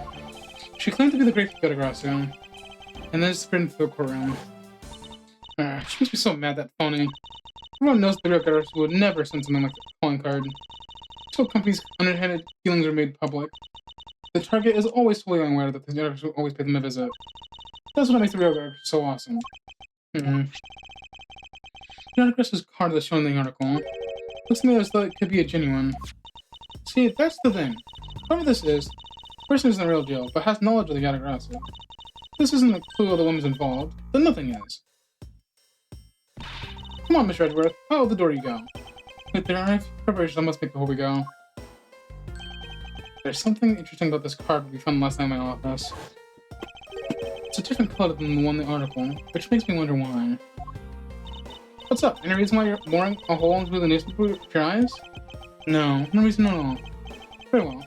Seeing as you is someone of special nature to me, I agree there's some merit to be found in investigating this. You should come around.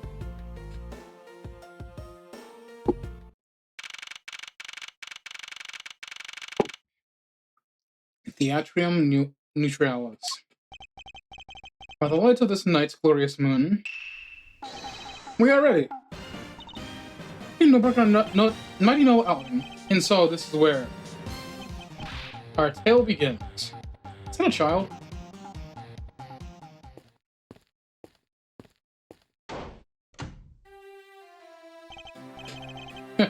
What a coincidence. Who would have thought that a Steel Samurai stage show would ever be held at an elegant theater inside this foreign embassy? Yeah, the comics was really awesome. Steel Samurai Sushi Slash. I got chills down my spine when you put that move out. I suppose it really is more impactful to watch a show in person than on television. I have to say though, this embassy is kind of set up funny. I mean, they have two countries sharing the same building. Well, as you said yourself, this place and the countries that it houses are very special. Even this theater is special as it's a neutral zone shared by the two countries. So let me get this straight. The Steel Samurai show just was being sponsored by one of the two countries. The one that's called the Kingdom Alabast, right? Yeah, so it appears that the Steel Samurai is very popular in that country as well. Seems that way. But you know what I'm really into? The Gym and Ninja. That dirty whore. The Republic of Bubble is sponsoring the Gym and Ninja stage show. That's something for fingers like me. You totally gotta see that one too, Midgard Brothers. The Gym and Ninja show is gonna the Steel Samurai show in its real end. You know, ever since I first met this girl, I've always had this inkling that what she really wants to be, it's not a thief, but rather a ninja. So anyway, about today's event, what was it called again? The Kingdom of Alabast versus the Kingdom of Babel Goodwill Jubilee. Small European countries, the Kingdom of Alabast and the Republic of Babel. These two countries used to be a single entity that was abundant of nature, and it was called the Principality of Cordophia. It's feeling alright, Edgeworth. Yes, I'm alright. Moving on. After a period of civil unrest, the country split in two, whose signs of their past remain. For example, their flags preserve the flower and the butterfly motifs to this day. Hey! That butterfly was on the knife / key.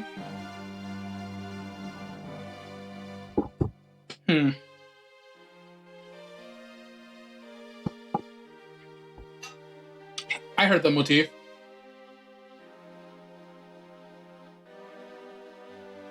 I recognize the motif. I don't know what it's called, but I recognize it. For example, the flex part of the rose of flower and bell to this day.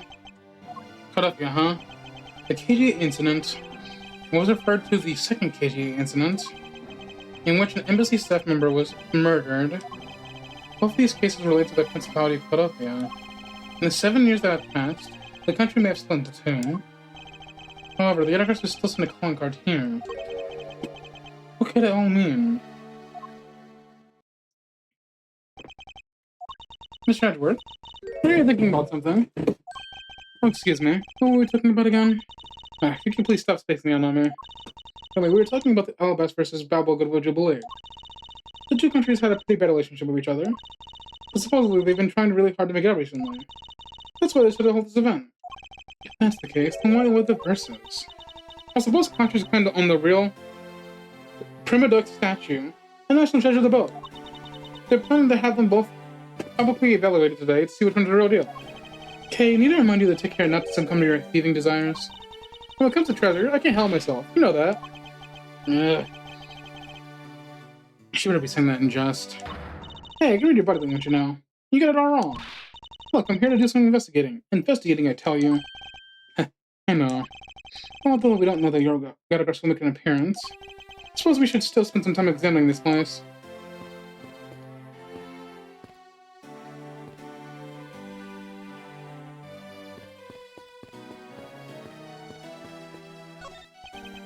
Ten more minutes. No, in 5 more minutes. But isn't it really bad for me to spend time doing this? It's no use. It's simply something I should just do. You're really troubled by something. Maybe of any assistance. Leave me alone. I'm trying to figure out something. I'm trying to talk to that girl over there. If I mess up, it'll be because I'm talking to you right now. Somehow, I get the feeling that he's all about to fall upon his place. Let's just do as he wishes and leave him alone. Is there something I can help you with? I was wondering what is beyond these doors. I see a lot of asking the embassy. Now unless you have some business in the embassy. Suppose I don't currently have a business embassy right now. You don't have to be so rude about it, Mr. Guard. Huh. The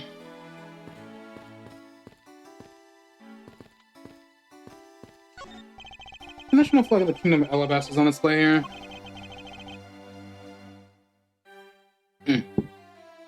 The crest features a flower. Flowers and butterflies are kind of rare motifs for our flags, don't you think? Well, when they used to be cut up, yeah, the government used to take pride in this land. The citizens also love the rich, plentiful nature all around them. That's the design. But the Steel Samurai got popular enough. Do you think they'd put them on this flag? Are you in your right mind, Kay? Maybe the Gym Ninja would make a better candidate. Don't make me laugh. Only the Steel Samurai deserves such an honor. You know, I've been seeing a lot of these shows and a bunch of...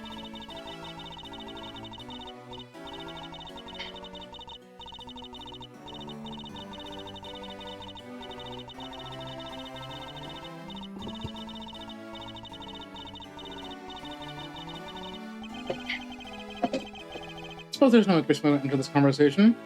Now let me go ahead and be able to read all that now.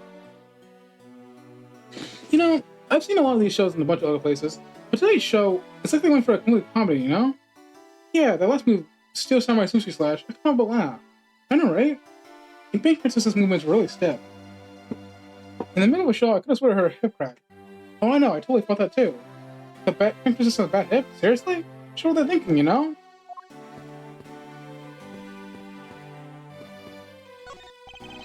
Oh, we're in the Gatewater Hotel. What the hell? There are two pamphlets about the embassies here on the table. She looks weird to me. The country split into two a few years back.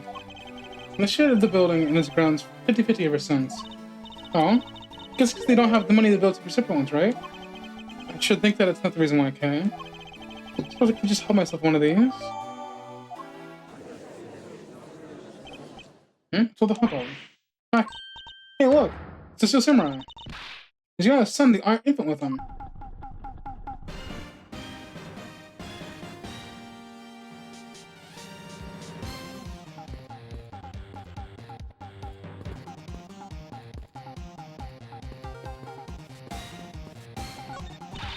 What intonation are they? Come on, Big Scoop. Hey, mister, out of the way. Yeah, I'm talking to ya. Just gonna remember this one from somewhere. My instincts are directly not to engage in conversation of her. Has to be best if I let her alone. By a lot of heart. What can I help you with? I was wondering what is beyond these doors. Bubbly's embassy is beyond these doors, sir. You have some business embassy. Do you require immediate access? Oh no, that's like flat rate. Are you sure, sir? Anyone and everyone is always welcome to the Republic of Babel.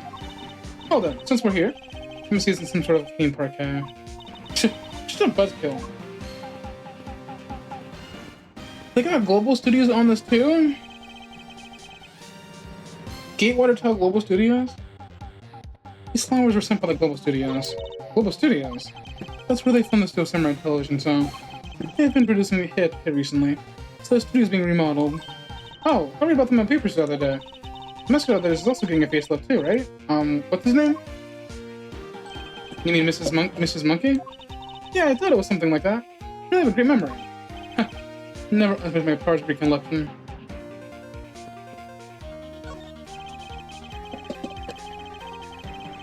It appears the child's watching a video from the first season of Steel Samurai.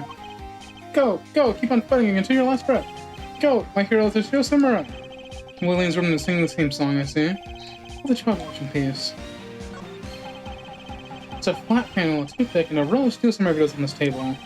Wasn't so visitors can watch an episode or two in the leisure. Guess it really is just like a popular, huh? Yeah, so though I never thought I would see it reach this level of popularity, I wonder why they decided to call it Steel Samurai for an event like this.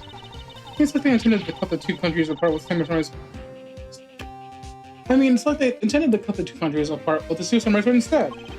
Don't they go against the whole point of this event? And we're here, reporting live from the Theatrical Neutralities. As you can see, tonight's audience is full of enthusiasm. Let's see what this member of the audience has to say. Well, okay, that was good. Let's do one more or two. Excuse me, but when you are ready to film for real, you want to give me a call? Since you didn't hear something I just said. Okay, guys, that's good. Now give me a slam right there. Stop. Hey, do you mind? Get out of the way, buddy. Okay, once more. 3, 2, 1, action. Hey, was that my fault just now? Well, he's obviously working. Guess we'll leave him alone.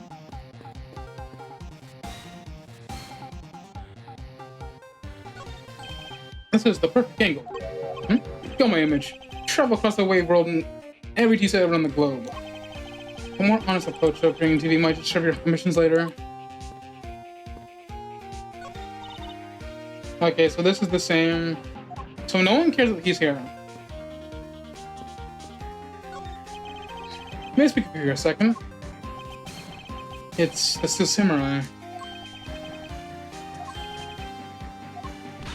Mr. Edgeworth, what are you glaring at him for? Please excuse me.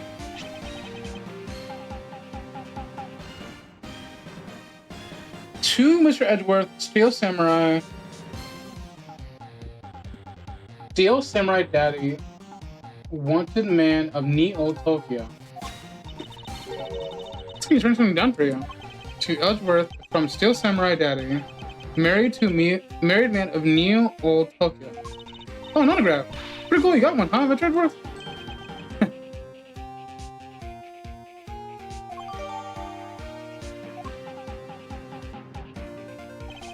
Mr. Steel Samurai, Master Eyeball is waiting for you.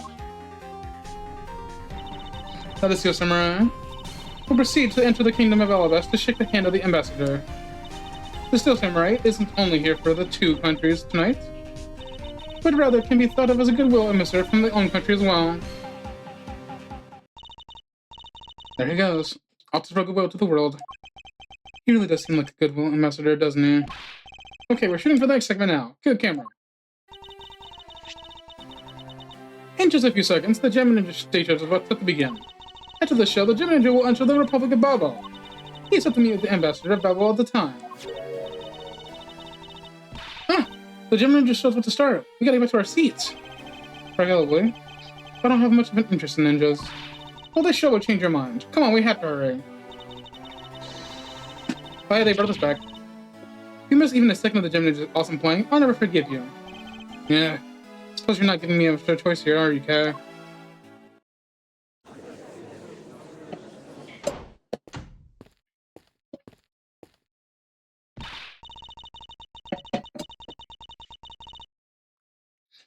Maybe listen to that Ninja Mark for Death song all day. Superb playing in that silly melody really brought my tear to my eye. And his heart-wrenching voice. That's the Gem Ninja's greatest weapon.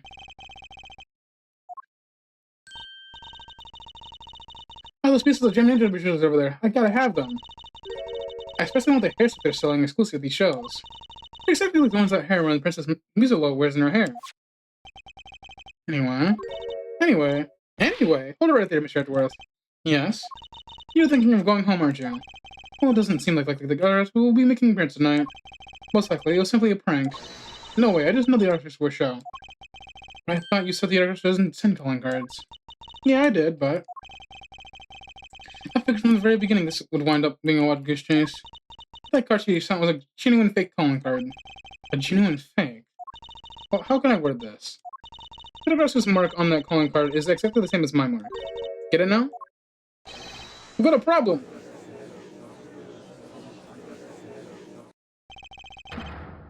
The Yatagarasu has been spotted in Albast! What? You hear that, Mr. Edgeworth? Ha! So you finally decided, Sheriff, you phony. Hey, what gives?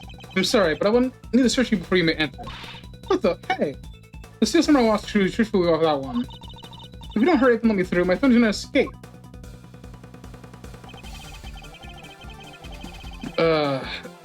Ad break, gotta hold off.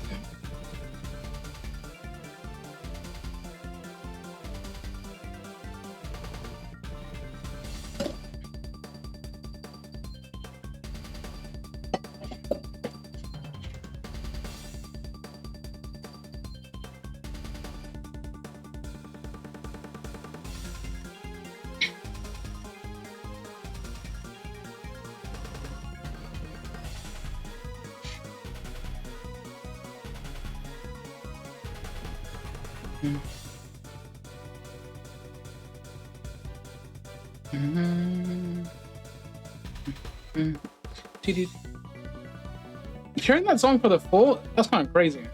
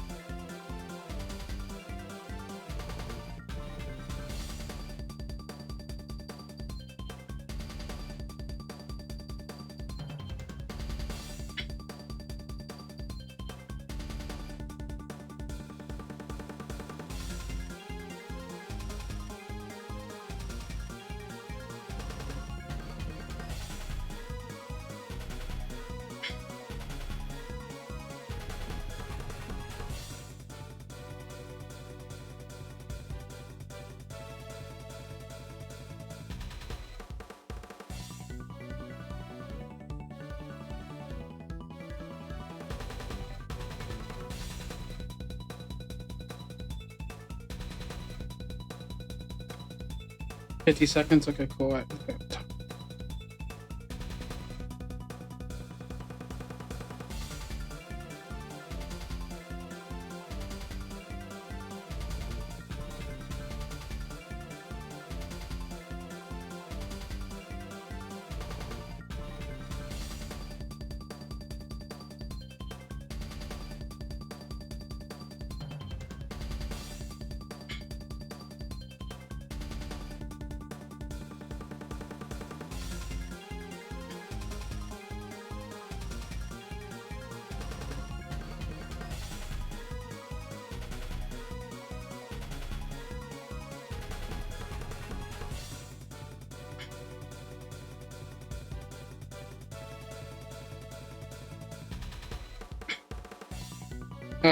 Give me 1 second before I continue. I'm helping somebody out.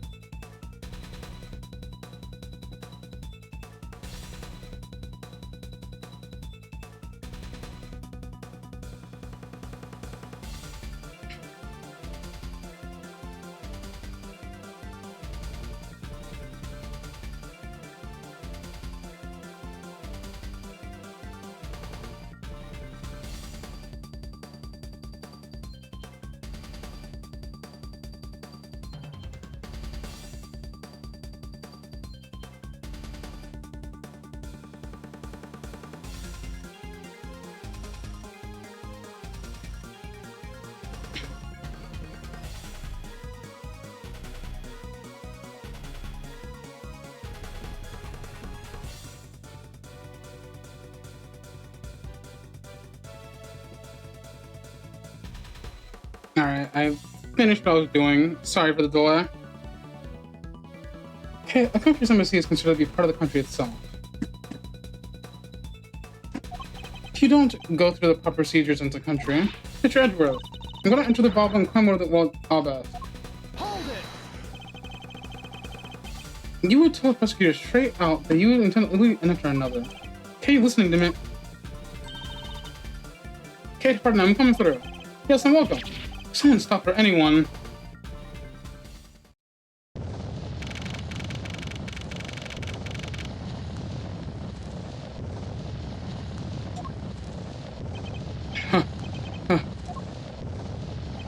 Okay, where are you? Don't tell me you really defense went over this fence. Heck. Fire, this is too big for us to handle. Looks like they got our skin to a ball, too. And you. Accursed Yatagarasu. Okay, you. Oh. They tricked me. Better go right wherever you are.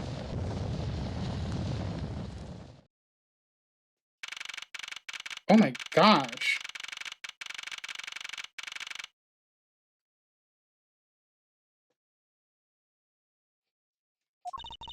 I told you it wasn't me. Hold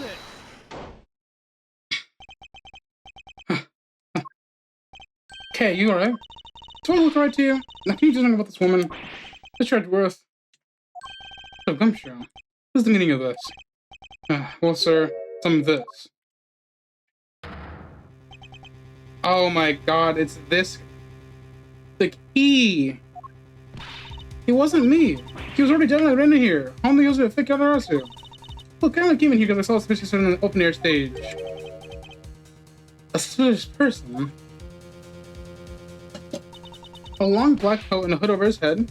I dare tell you that's the one who tell me that's not suspicious. When I saw that person, I immediately thought that they must be the fake Yatagarasu. So I chased after them into the embassy, ran in here, and lost sight of them. But I just know the person is that person who did it.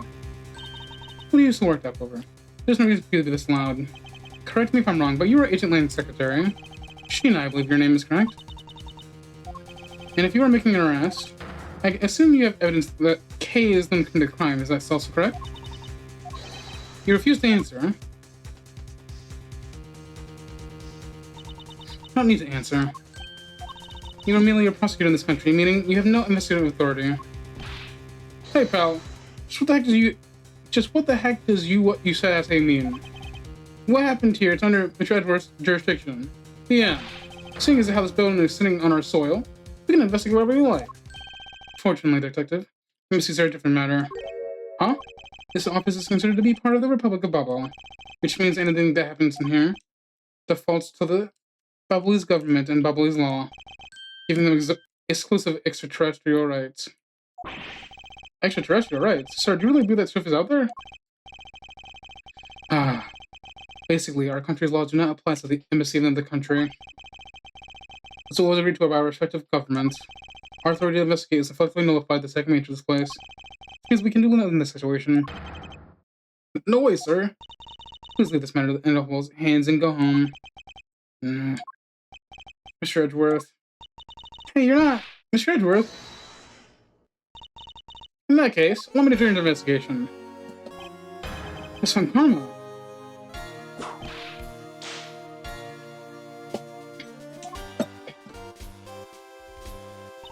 Ambassador Plano, I truly appreciate you allowing me to join the investigation.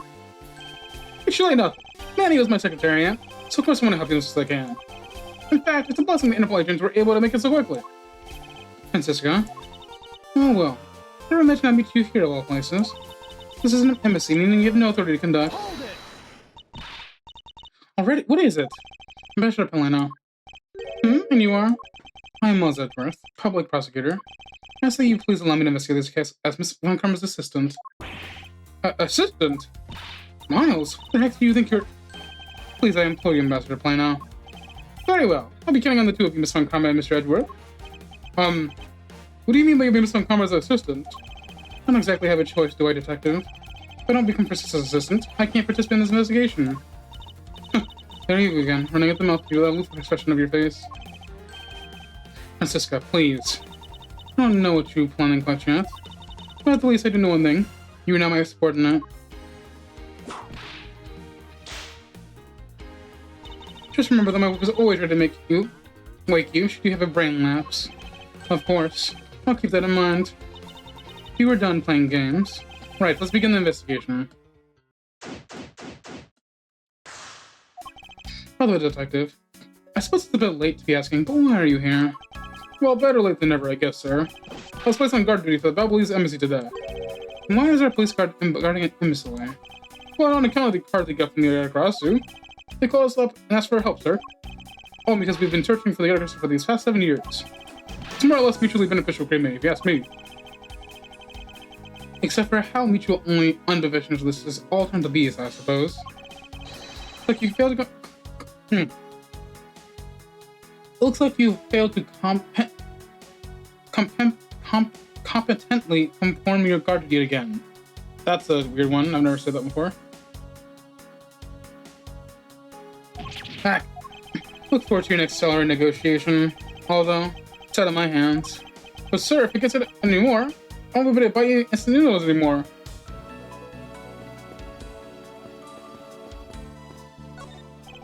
Edgeworth, there's still something on the display rack, sir. Knives, huh? Well, the knives that are made of them, unfortunately. I can guess the handles got burned off by the fire. So even the knives fell back into the fire. Master Plano, are these knives yours? Well, yes, they are. They are a special set of ornamental knives featuring the national symbol of the ball. These butterfly-themed knives, along with Albest's own set of knives, are a compromise of 3 knives each. But I can't believe the Babalese ones have been reached to this state. Ornamental knives, huh? There's a small release in this tang of this blade. Master to point out, what is this notch here for? Oh, that. It's a feature of these knives where you can freely exchange the handles on them. So that we can change how they look to fit the situation, of course. I see. These knives are constructed so that the handles can be easily removed. These shelves are lined with American souvenirs and memorabilia. Really strange, isn't it? I thought this was a Babalese embassy. So, why are there so many American souvenirs, sir? Perhaps the Babalese are studying American culture and tourism industry. They have plans to make Babalese tourism truly flourish. Then they would need to observe and study other countries' methods, I suppose. Speaking of tourism, I got these from the blind guy earlier, sir. They said if I bring these to me to Babal, I can trade them for a few buffets. Oh. So how do you expect to travel Babal? Well, the whole world's connected by ocean, sir.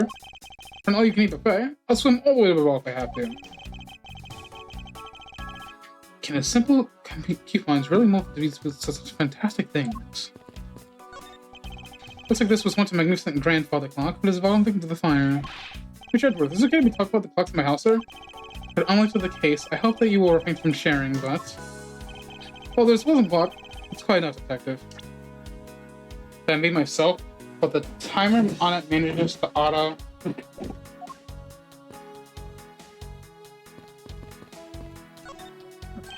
Because this is a national treasure, can I ask that you please not touch it? I'm afraid the only ones that I'll touch are myself and Secretarial. Hold it! But there's a possibility that it's a murder, wouldn't you agree? Mr. Edgeworth, I don't forget for now. We can force them to listen and get later when we have solid proof. I suppose we don't have a choice here. This was with one of the primitive statues Kay was talking about earlier. Is it just me or does this look like a steel samurai? These could be twins.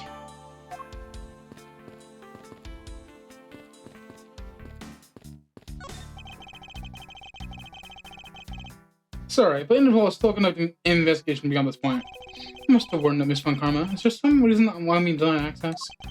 The spirit clearly stated, don't you dare let anyone near the site. Don't you got it? Well, if you examine the site, my spirit will get really angry at me.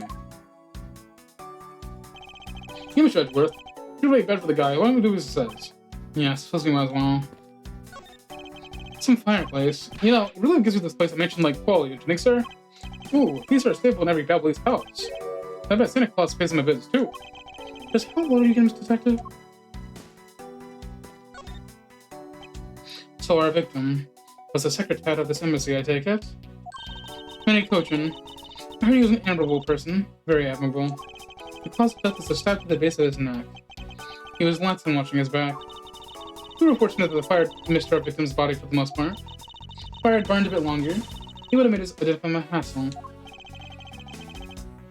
So Mr. Cochin was stabbed to death in the middle of a raging fire. What in the world happened inside this room? This is not a murder weapon. Some preliminary testing is conducted. According to the results, the blood on that matches the victim's blood. The blade's shape is also found to be consistent with the stab wound. I suppose this means we now know the crime was committed with this knife. This knife has some really fancy ornamentation going on, huh, sir? This thing practically screams artsy to me, too. Although, it's covered in blood, just like the last thing I would say was artsy. The handle is pristine, so there's not a single drop of blood on that. Speaking of the handle, I believe it has a butterfly motif. It's very beautiful.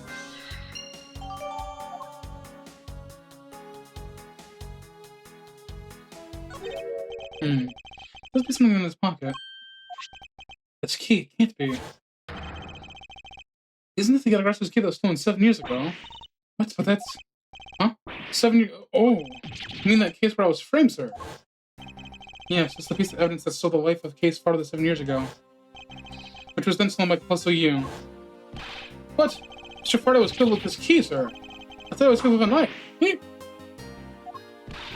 Scruffy, at the very least, try to remember the details of the crime you were a suspect in. Princess, if you recall, the Gumshoe was not present when Miss Yu made her escape. Plus, even among law enforcement, only a few knew about this key's existence. I doubt that any rookie at the time would have been able to privy to such knowledge. Let the victim are now all over trample on, sir. Suppose I just have to fill you in now. The second to this key is...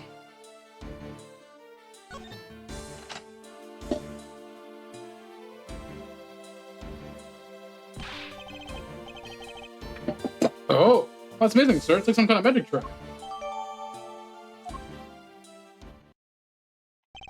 I knew it. Just the exact same piece of evidence Missy you took with her. And this beautiful heart in the blade. But this is real. It's a vine motif, isn't it? Yes, looks like two interwoven vines crisscrossing down the blade. Vines, sir? Look a bunch of stars, if you ask me. It's one of those six-sided stars, just like the police mark on the IDs. I really don't think you can call those stars. To say that the detective's art is sense is undeveloped to be an understatement. The real question is, why was the Babbly's embassy secretary holding this? We don't know how much coaching came to possess this key. We do know that it was stolen by Yatagarasu from the Korean embassy. That's right. Mr. Faraday had written that fact down in his organizer. I think that means that further research is required into the country of Kadofia. Why don't you ask Ambassador Polonio about what he knows? Supposedly he was a candidate to be the next Kodofian ambassador a month ago. He should be able to answer any specific questions you may have. It's a knife wound. It's obvious what he was killed with, but I don't know if it's consistent with the wound. Indeed.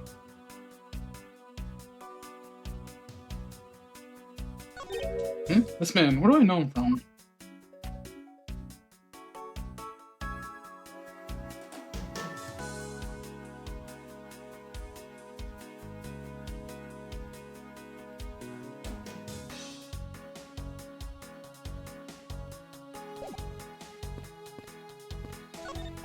The ceiling fan must have fallen from the ceiling.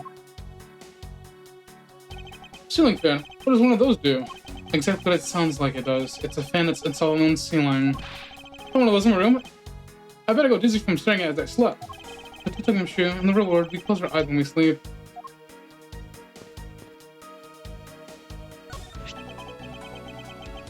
Small personal safe. This was Mr. Cochran's office. It's perhaps he stored his most crucial documents in there. Oh, but of course it's locked. It appears we won't be able to open it without the key.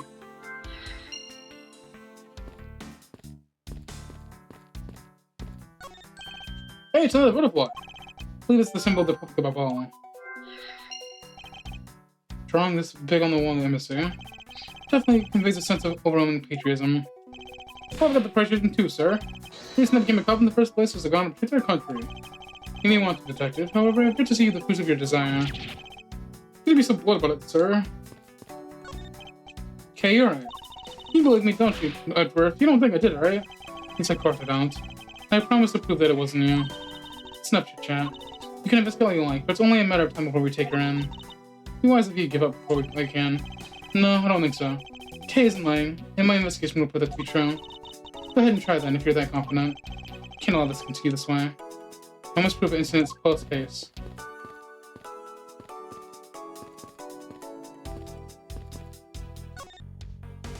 Miles Edgeworth. What is it? Let me tell you something. You are currently my subordinate. And if you wish to convince everyone else of that, you must treat me with respect. What's with the giddy glint in her eyes? I don't think that will be really necessary, Francisca. Oh, really? Well, it doesn't matter. It doesn't change the fact that you are still under me. I thought that Francisca was flying around the world in pursuit of a smuggling case. So then why is she here at this embassy?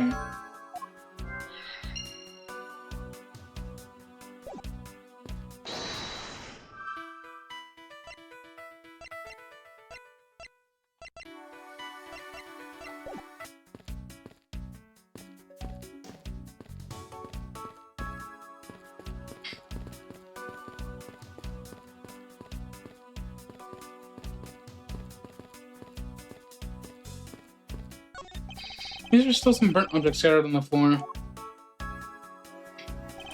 Well, burnt things get burnt and they become burnt things, you know? No, because there's no way to prove that the burnt thing started as the burnt thing. Was it a burnt thing or was it not? I have no idea what's going on anymore, sir. I suppose it's a bit hard for someone with a burnt out light bulb to comprehend. Could have already been burnt when it burnt. I can't believe my medical only be used tonight. Without him, I have no idea what my schedule tonight is. Master Pelino, I believe your schedule tonight would consist of listening to a report from the police. And only that. I ask you to cooperate not only for your own sake, but for Mr. Coach's sake as well. Damn, he locked in.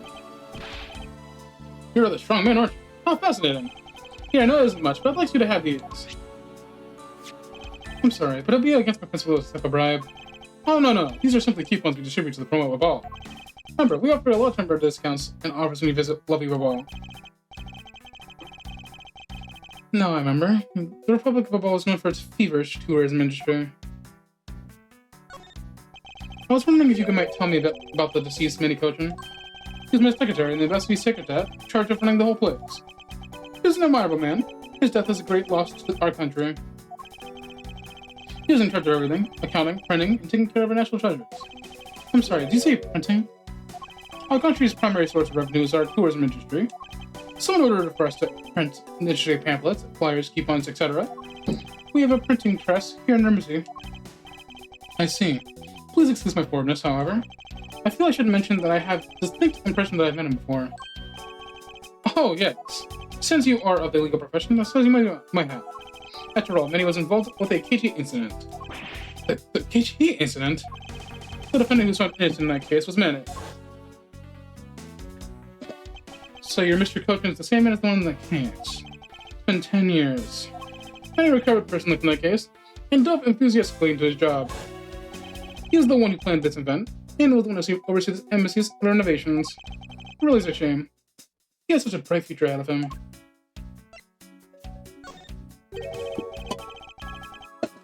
What exactly did you mean earlier by renovations? We can't have tourists and visitors to our embassy think we're a coronation, can we? So by renovating the embassy is something of an investment. And we have a rather paltry budget, but we're trying the best we can do. However, I guess the only person who could have helped us do our best is no longer with us. Oopsie.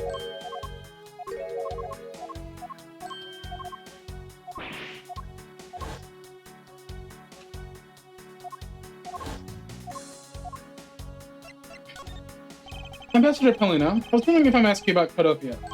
Codopia? Alright. What would you talk about? First, I'd like to ask you about this key. What about this key? I found it sticking out of Mr. Cochin's pocket. I believe it originally belonged to this embassy. Is that correct? Upon closer inspection, it seems that this key is shaped like a butterfly. That's not all this key is. It's capable of changing into a knife. Oh! How fascinating. Suppose whether the ambassador didn't know about the existence of this key. In this knife form, there's a flower mark at the base of the blade. I guess this knife might be from when we used to be a part of Codopia. Hold it! And how do you come to that conclusion? It has both Codopia's national symbols, the butterfly and the flower. I suppose many used this key here at the embassy back when we were still Codopia. Ambassador Plano, this key was stolen from the Codopian embassy several years ago. Back close to you, otherwise known as the Great Thief Yatagarasu. Oh, really? You were not aware of that, Miss. You had broken into this embassy at the time. I'm sorry, I can't be more of help. I'm not very familiar with these details, you see. I only became ambassador after Balbo became its own independent nation. But if Manny were still alive, you'd probably know about what happened back then. Mr. Cochin and Miss Yu knew each other 7 years ago. But that doesn't explain why I found Yatagarasu's key in the present.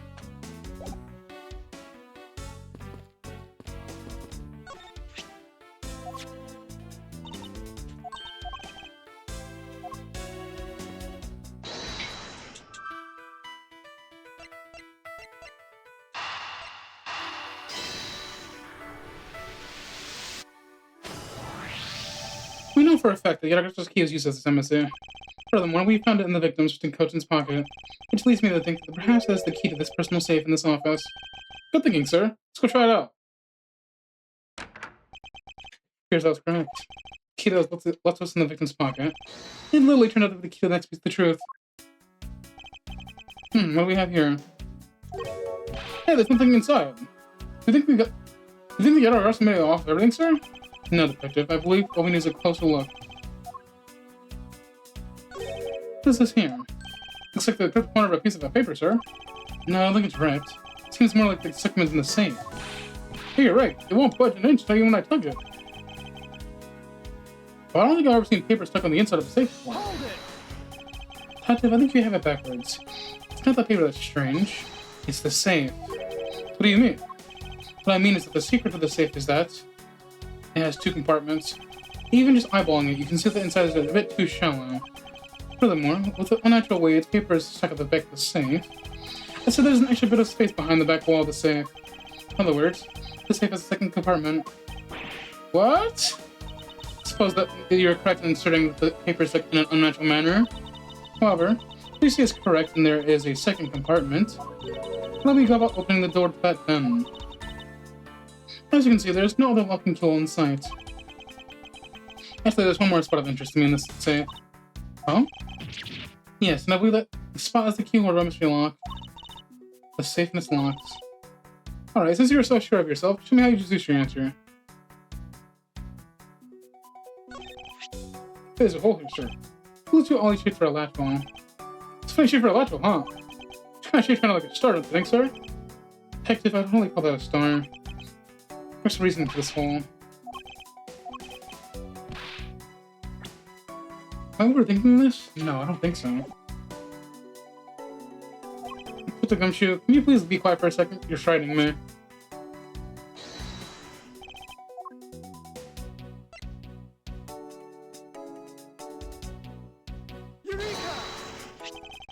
Doesn't the shape of the key remind you of something, Francisca? The shape? This looks very familiar. However, I believe it's simply a latch wall for the safe lockmakers last week. Just for keeping the door shut, nothing more. Hold it! Is that so? The person used the safe. Coach made sure the safe had two compartments in order to hide something. Do you honestly think that someone like that would allow the keyhole to be the hidden half? It looks so obviously like a keyhole that even the average person can figure it out. You can't be serious. Are you saying that this hole is the keyhole to the hidden corner of the safe? That's precisely what I'm saying. And I will prove it to you right now. That the Yatagarasu key is the key to open it. Yatagarasu key? Miles Edgeworth, this better be a bad joke. Sorry, but this is no joke. The Yatagarasu's key is the very key that will open the second compartment of the safe. We know that the key opens the first compartment of the safe, but the key you're talking about is an entirely different shape than that of the key.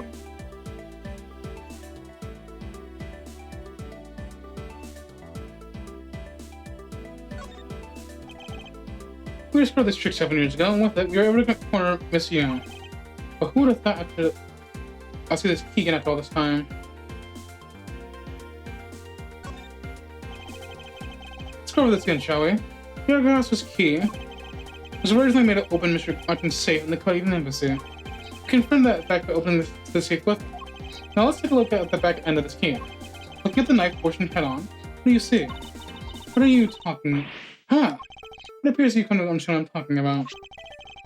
When viewed head on, the knife's blade is the exact shape as the keyhole. The real function of the knife portion is to act as the key to the hidden portion of the safe.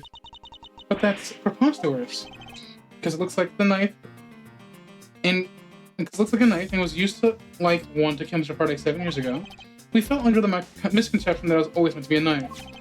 But for both the safe and to keep it concealed from a clever trick, whatever is hidden inside the secret section must be incredible importance. Then it's even possible that when I'm searching for it inside. Scruff, open up that safe. Hey! Yes, sir. Opening now, sir. These items there. It's a bunch of familiar shaped items.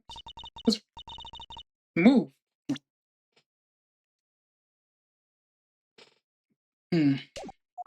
I didn't think I was in the way. These pieces of art. They're identical to the ones that have been stolen from various countries around the world. I figured as much. These are the treasures this section of the safe was to hide from view. I believe a more thorough examination is required. This is the document we thought was stuck earlier. How much the problem? It's me, sir. Why don't we take a look at it first before we give up, detective? Richard Clinton's name is written here on the last page. I wonder what the signing difference of the document is. These are pieces of stolen art from around the world.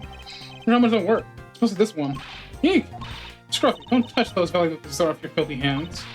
Why, do you have any idea what would happen if one of them were to break? Is it just me, or did she get one of the pieces of art just now?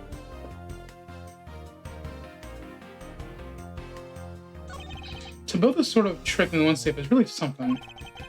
It's neat how the safe has two compartments. What's really impressive is that the other end of the key was another key, so we hadn't noticed.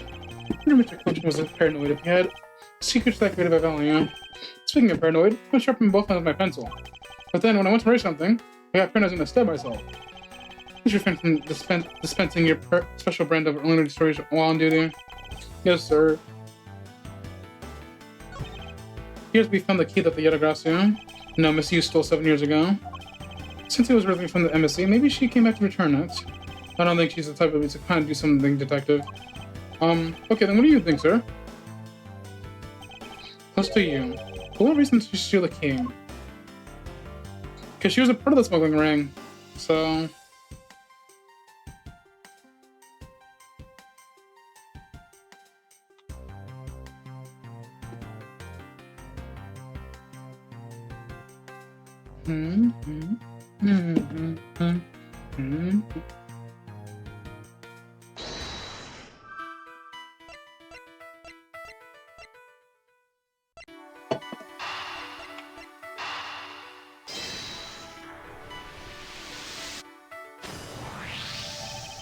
Designing a nice handle. Really resembles the special babbly species of butterfly. It does, doesn't it? What does this right here? This knife is property of the Republic of Bubble. Perhaps this means the knife was used in the crime that was found in this room.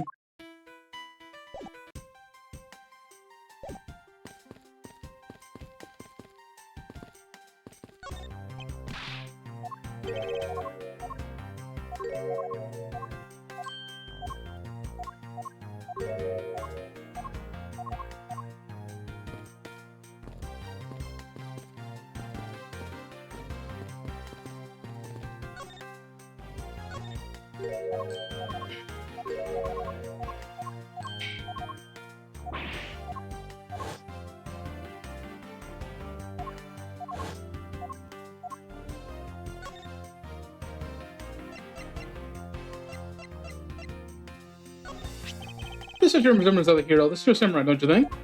I was thinking, what do you say they're changing its name to the Steel Samurai statue? Just might attract a few more tourists to our country if I did, right? I'm not sure what to think. I thought the thing was a national treasure.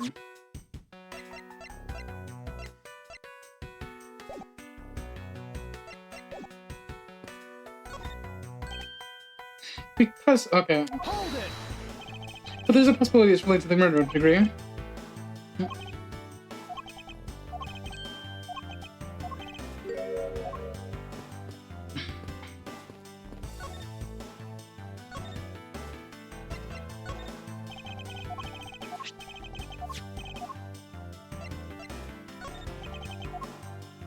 If people were found out murder part of the embassy, the number of tourists would plummet and our remedies would be a disaster. What are we gonna do? Well, it does seem worried. I'm sure for a pain to bring this up.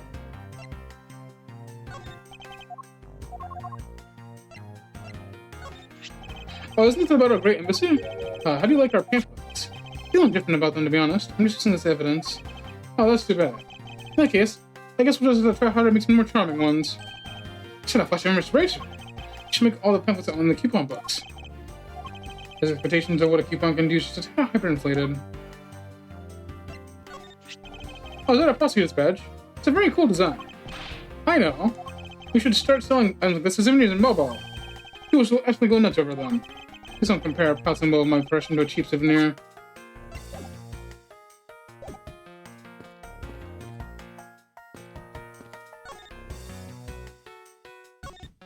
I was investigating the Albastian embassy when I got into this mess.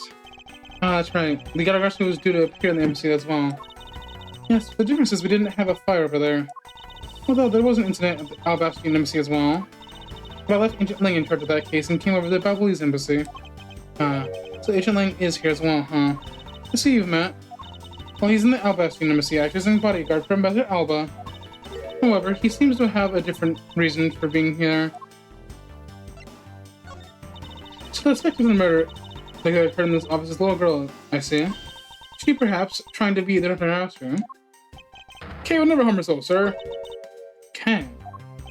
You remember her, do you not? About the case we investigated together 7 years ago. That girl's the daughter of the victim in that case, Mr. Faraday. Ah, she's just that feisty little girl. Kay's been on the trail of Yatagarasu, which is how she ended up here. Looking for the one who took her father's life. I see. Kay's trying so hard, but you know what? The Yatagarasu keeps tricking us all. How so? Yatagarasu sent a saying, I'll be there to see your dirtiest secret. But all we've had is an arson and a murder. The Loud Boys are going on in circles. You know what this is, sirs? It's a breach of contract and it's going on the rap sheet. Asking me, I'm perfectly fine with the fact that nothing was stolen tonight. I do wonder, though, so you really is the Yatagarasu, huh?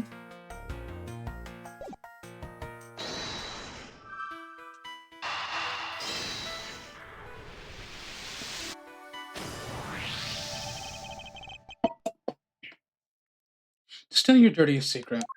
It's impossible that the dirty secret is the Yatagarasu who is up to steal in this very room. Dirty secret?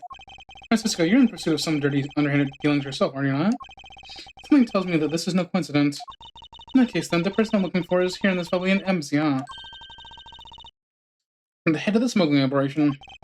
You just might be need to ask Francisco about her smuggling case in more depth.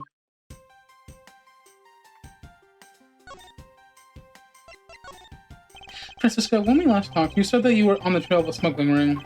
Suppose the reason you're here right now is related to that? Yes. Not sure now, until we've gathered from various countries. This embassy rose to the top of our list of sites to investigate, and this is what tipped us off. It's an accounting document. It's only one page of the whole thing, so we're not sure about the details. However, it's enough for us to grab onto the tail of the beast. But you see, this type of paper is made only in the Principality of Philadelphia, which means that someone in this country is the Albest and Balbas in the head. One can only change behind the entire smuggling ring. That's Francisca for you. She's amazing, pursuing this case of all she has.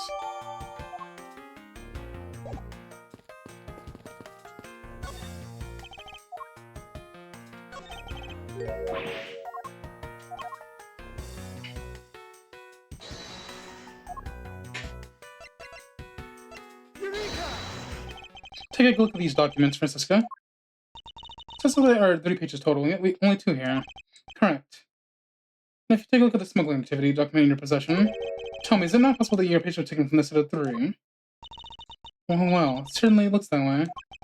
By putting our multiple parts of us together, it's going to raise an answer. It seems that you have enough what you're looking for. Yes, and with this, it's become crystal clear. The Mr. Cloakton himself was responsible for the mass smuggling in Bubbly's Ink. Bubbly's Ink? Bubbly's Ink is a special product of the Republic of Babel. However, due to a special reason, only limited volume is ever exported. That reason is, it's classified. I need to know's basis, and you don't need to know. In any case, it seems that the head of the smuggling ring was our victim, Mr. Manny Cochin. His base was an embassy, and thus hard for both the country and his to interfere, making it the ideal conditions under which to run a smuggling operation. It's so frustrating. I lost the person I was delaying judgment on with my whip of justice. Well, even if he is dead, we still have a responsibility to look into his misdeeds. You expect me to whip a dead man? Well, I'm not interested. Francisco, you must know. The Manny Cochin was the suspect in the KG incident. Of course I know. On top of being the head of the smuggling ring, there's the matter what really needs to happen. What really happened in the case needs to be resolved.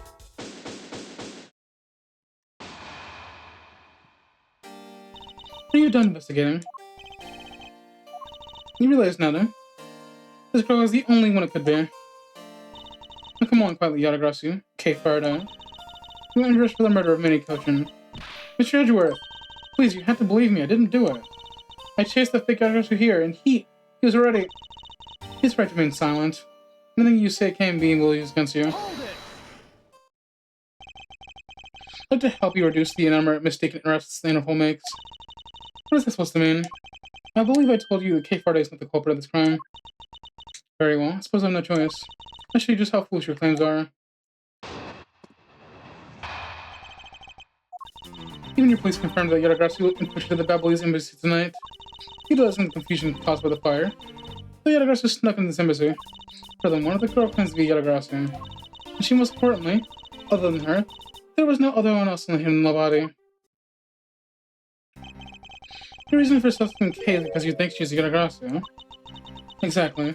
But isn't that just me? She calls herself the Yatagarasu. I'm just to tell you. I was only at the crush for the fake Yatagarasu. Imposter or not, it matters not. But Yatagarasu is Yatagarasu. Very well. I shall prove that K is not the Yatagarasu who killed Mr. Manny Cochin. Go ahead and try. Show me what the prosecutors of this country are made of.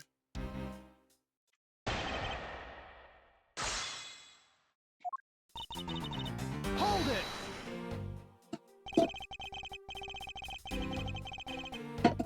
They may have confirmed it. What are you telling me that no one can catch the thief? So you're basically admitting that Yatagarasu has committed murder eluded us. Of course, I chased after the Yatagarasu that entered the Battle Blues intimacy right away. And that is also why I'm making this arrest now. Because at the end of my long chase, there was only this girl. In any case, this is what I believe happened tonight. Hold it! The confusion caused by the fire. Are you saying the Yatagarasu was not the one arsonist who started the fire? A suspicious person in a long coat was spotted in the area. Officers in the area claim to have seen that person start the fire. Seems like we have a phantom in our midst. Yeah. No way. Considered a phantom. They randomly appears. Hold it! Just because she calls herself that doesn't mean she's a killer. No, but it does give her a motive. Yatagarasu sent a card saying, "I'll be there to steal your dirtiest secret." Furthermore, there are documents pertaining to some smuggling activity in this room. She obviously wanted to steal them, so she killed Mr. Koshin for the key. I see. My logic is very sound. I'm doing less of Yijingling's secretary. However, that statement just now didn't sound right. Might be the opening I needed. Hold it! So, you're claiming that Kay knew that foreign key... You're claiming that Kay knew that a foreign country's embassy has such documents. As stated in the calling card, Yatagarasu was out to steal a dirty secret, which means the goal tonight was to steal those smuggling activities documents. You have it all wrong. It was the fake that sent that card. Your words are meaningless. You're truly innocent unless it's some proof. Hey, Mr. Edgeworth. Let's you to handle this. Yes, I'd rather you did. Yatagarasu's goal, huh? You claim she's innocent. We can't change the fact that I've already outlined. Hold it! I really don't think that being the first to discover that body makes her the killer by default. No, but if you saw the self-perpetrated Yatagarasu standing in front of a body, wouldn't you get a little suspicious yourself? Even so, listen to what the person has to say before I pass judgment. You're talking about yourself and those times when you were on suspicion. I think the pain of being falsely accused is something you should really experience. I personally know that feeling really well, sir. And given my situation, I know exactly what it's like, too. I'm fine with never experiencing it, ever. We did a little group conference. So Agent Shina suspects Kay of murder simply because Kay is Yatagarasu. But if I can prove Yatagarasu is not really the murderer, then I'd be a bit of reason with her.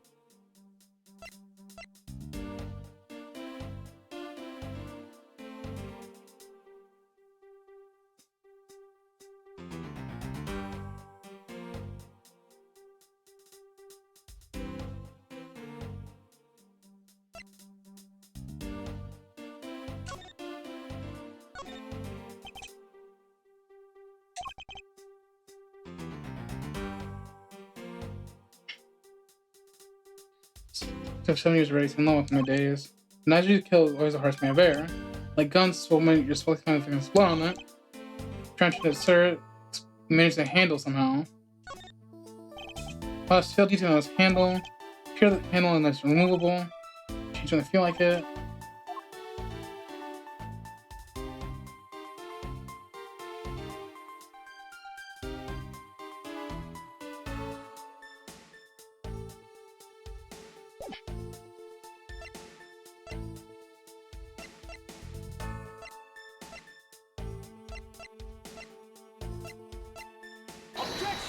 Why kill with another knife when the key is a knife?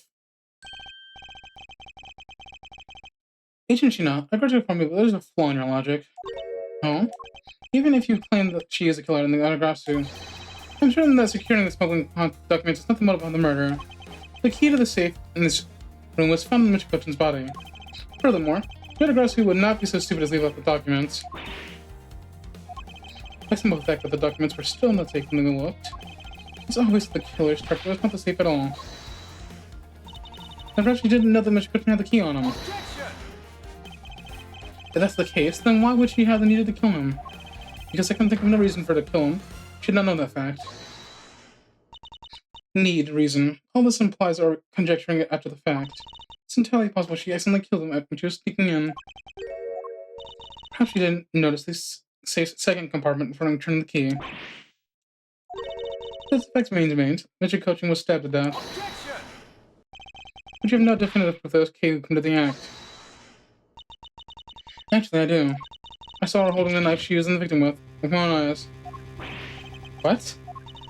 Let me tell you a bit more into the evidence that I put away her behind away bars. The blade wound on the body is consistent with the blade of the knife. The knife with the butterfly handle is the murder weapon, which the killer is holding. I assume she obtained the knife from the display rack used on the victim. The knife is part of a special 3-piece set, which has a design like no other. The evidence is testimony, it all points to the girl. There's no counter-argument. That is your definitive evidence. So you know that she's definitely the killer, right? No, Mr. Edgeworth, you gotta believe me. I saw a suspicious in a long black coat enter us with the MC, I swear. You came in here because you were chasing this suspicious person. That's right. I ran into the office only because I was chasing after that person. When I entered the room, it was pitch black. I couldn't see a thing. I put something on the ground next to my foot, so I turned on the lights, but then... Who's there? This is... In the room appearing with this girl's scream. When I heard her throwing the knife, I immediately restrained her. So the object K fell by her feet was the floor of the murder weapon. I had the knife analyzed right away, but we failed to notice anyone's prints on it. But the suspicious person and the black coat came in this room before me. You continue to insist that there was a suspicious person. Wherever there was, where did they go? That... I don't know, but I know they came in here.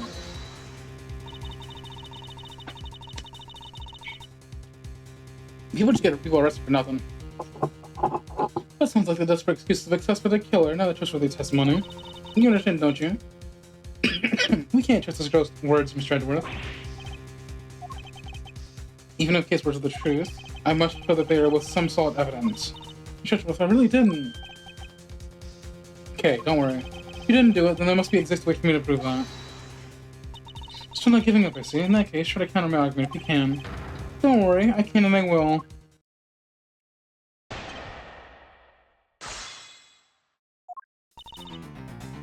Hold it! Does this mean you've already had the results back? We have confirmed the shape of the baboy's knife blade matches the wound.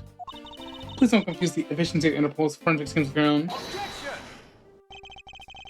I won't if you don't enter our police force. And so we're clear. I only say your logic is sound, which you will see in a bit. You can prove me wrong. Please, by all means, go ahead. That's my main intention all along. Let's return to your testimony. Hold it! You mean to say that you saw Kay holding the rope with your own eyes? I was also on the search for the Yatagarasu. When I heard the girl's scream coming from this room, I rushed over straight away.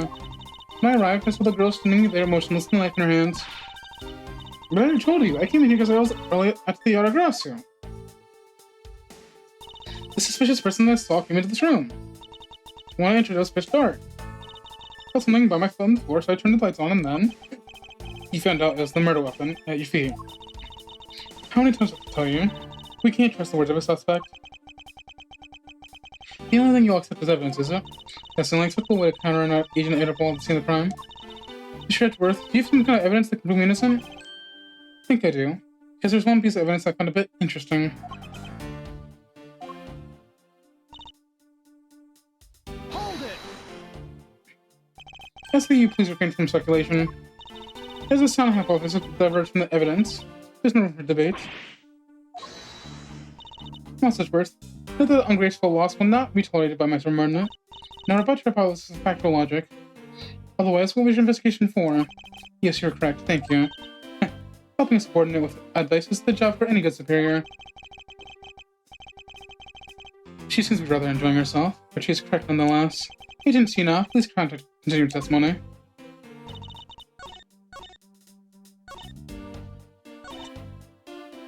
Hold it! About the 3-piece set, is there really no other like it? Let's ask Basket Helen for more details, shall we? The nice are indeed special. They have the butterfly, the symbol of public, bevel, engraved on them. Because there are only 3 of them in the world, they're very, very valuable. National symbol, huh? Well, the knives are covered in the butterfly design. Along with the Austrian set, our representative countries only have 3 knives each. I see. So right now, let's continue. Hold it! No, I believe there's room for debate. No, thank you for letting me. No, well, thank you to not decide that for me. I didn't decide anything for you. I mean, looking at the reality, the way it is. Are you sure you're not viewing the fact as 2 rose-colored glasses? Mr. Edgeworth, I think she's mad at you. Perhaps. What are visions of reality are a bit different? Are the 2 of you done chatting? Agent Shina's proof is the Balinese knife that Kay was likely holding. Yeah, so, are you gonna prove that Kay didn't do it, sir? If Agent Shina wants to suspect that Kay was the only one here, then I might show evidence that Kay couldn't have committed the murder. But do you have such evidence, sir? Yes. There's one piece of evidence that feels very unnatural to me. And I believe it's my duty to point out to Agent Shina.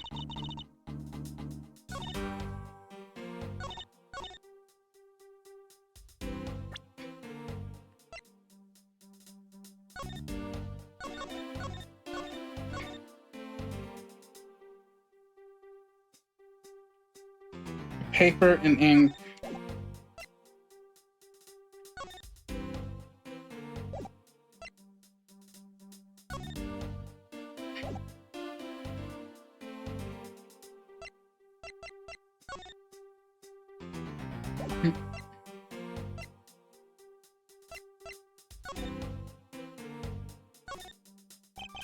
Mm-hmm.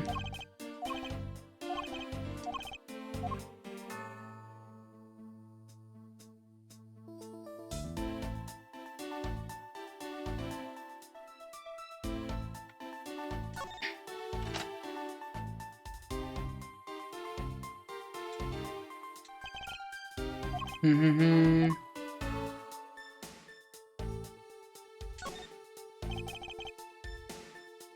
Butterfly shape.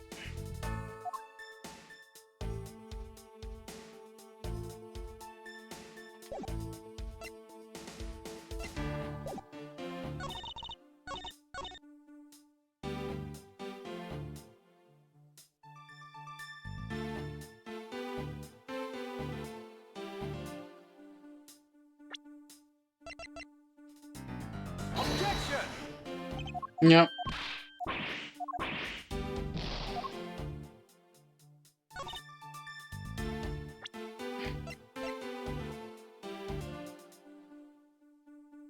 Objection!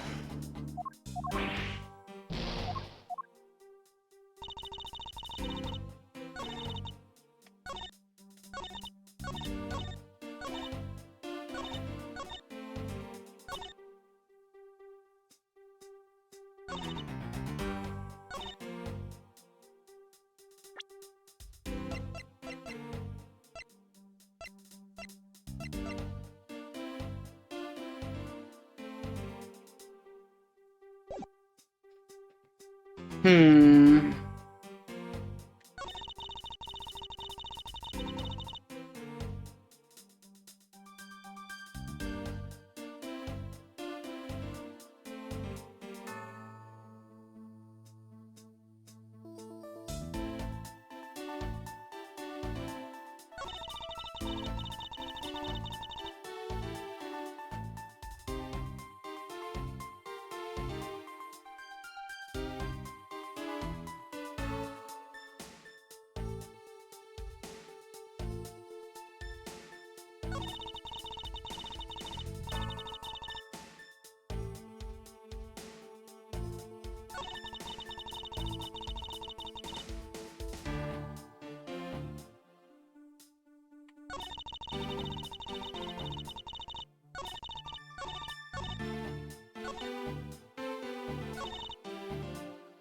I mean, this knife also has a butterfly handle. Objection!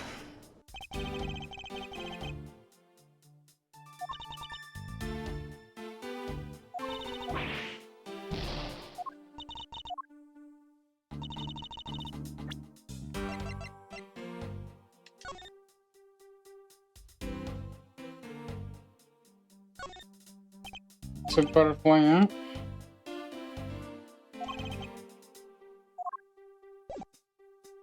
Objection!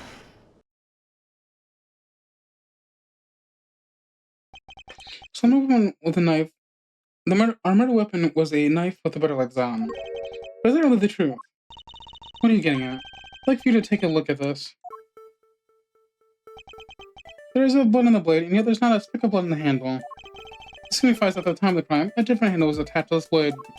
The knife that Kay was holding had its handle switched, and was in fact not the real murder weapon.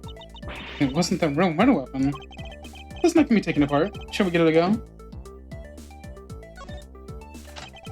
As you can see, the Babylonian knife has now been disassembled in two parts. The killer must have pulled the murder weapon out of the victim's body. Proceed to swap the rear initial handle with this one. So to create the illusion that Mr. Coaching was killed with a butterfly-themed knife. This should have been in all suspicion about Shining K. The argument isn't airtight yet. How so? It's possible. The girl who's herself is going to switch the handles. Hold it! Don't be ridiculous. What purpose would she do such a thing? I don't care now how I come out of things. The way they view the world is beyond the comprehension of a narrow person like myself. Therefore, I wouldn't put anything past them, no matter how odd it may seem. The truth is right there in front of you, and this knife will show you the way. You will come see the case nut and could not be the Coachman's killer. What is this mark on here? It's the mark of a flower. I sure you know what this means. No, not really. Butterflies rush from flowers all the time and drink their sweet nectar. And so they do. However, will this butterfly really drink the nectar of this flower? The answer is clearly not a chance.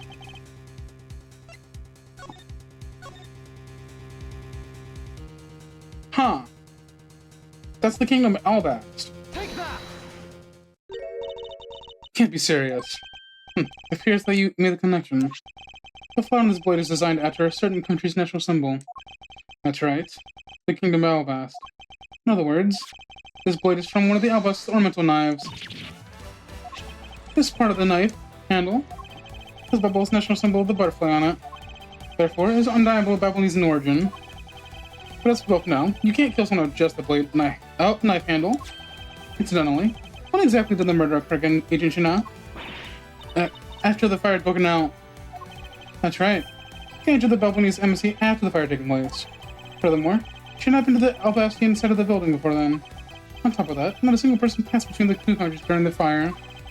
Which means the cake cannot have been transported in Albastian's object over here. That makes it impossible for her to be the true killer. Whoop! What a good mission, sir. What a great victory. Huh? Why is everyone so quiet? I'm happy we got this far and cleared in Kay's name. What worries me is now what happened next. Objection! What is the meaning of this? An Albastian knife here? Do you mean... How did this find its way to the Republic of Babal? It didn't just find its way over, rather we should focus on how it was smuggled over. You know what? My brain hurts thinking about it when we were just sitting around. Thinking while we were on the run. Now that's the way a great real thief operates. Okay? Oh, thanks a bunch, Mr. Edgeworth. Proving me innocent, I mean. You believed in me the whole time, right? Tell me you did. Not really, but... Come on, you don't have to be shy about it. Your argument is still not airtight. Would you care to elaborate? I understand now the girl didn't commit the murder. However, there's still a possibility that she is the Yatagarasu. That again, look, how many times do I have to explain it to you? I'm the real Yatagarasu. I'm not like the fake one that goes around setting fires, okay? Whether you're the real Jew or fake, it doesn't really matter. All I have to say is this. I have my suspicions that this girl's the one who started the fire. Preposterous. How many girls do you suspect her of such a thing? The fact that she calls herself the Yatagarasu, that in itself is the most elegant proof. Mishina. Yes? I have no intention of taking back any of what I said. I am the great Yatagarasu, and I refuse to allow someone imposter to claim that name as their own. The path to justice my father pointed me towards, I'll walk it the best I can. It's not good to be stubborn. I hope you can understand that. Thanks a lot for the concern, Mishina. Let me share something with you too. Think of my appreciation. Those sunglasses totally didn't look for you. So still for me next time, okay? What? Well, I guess we gotta get going. Going? To where? To the Kingdom of Alabast. If we don't go, we won't know for sure, right? Suppose not. We won't get anywhere else simply by sitting here not thinking. To see where the Alabastine knife came from, we'll have to pay the Alabastine embassy a visit. Let's go, Miles Edgeworth. As you're my subordinate, I will not tolerate you bringing the investigation to a halt. Understood.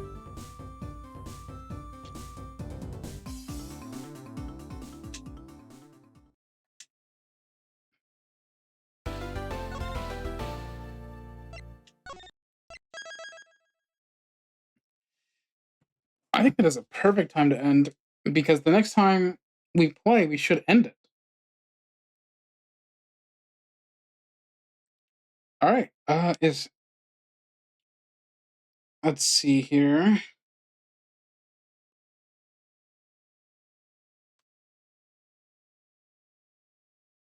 Looks like I'm a little too early, which is unfortunate. So I will be ending stream. Uh, with that, tomorrow I will potentially finish this case once and for all. And with that, the end of this game, we can move on to the second game. But yeah, that's all.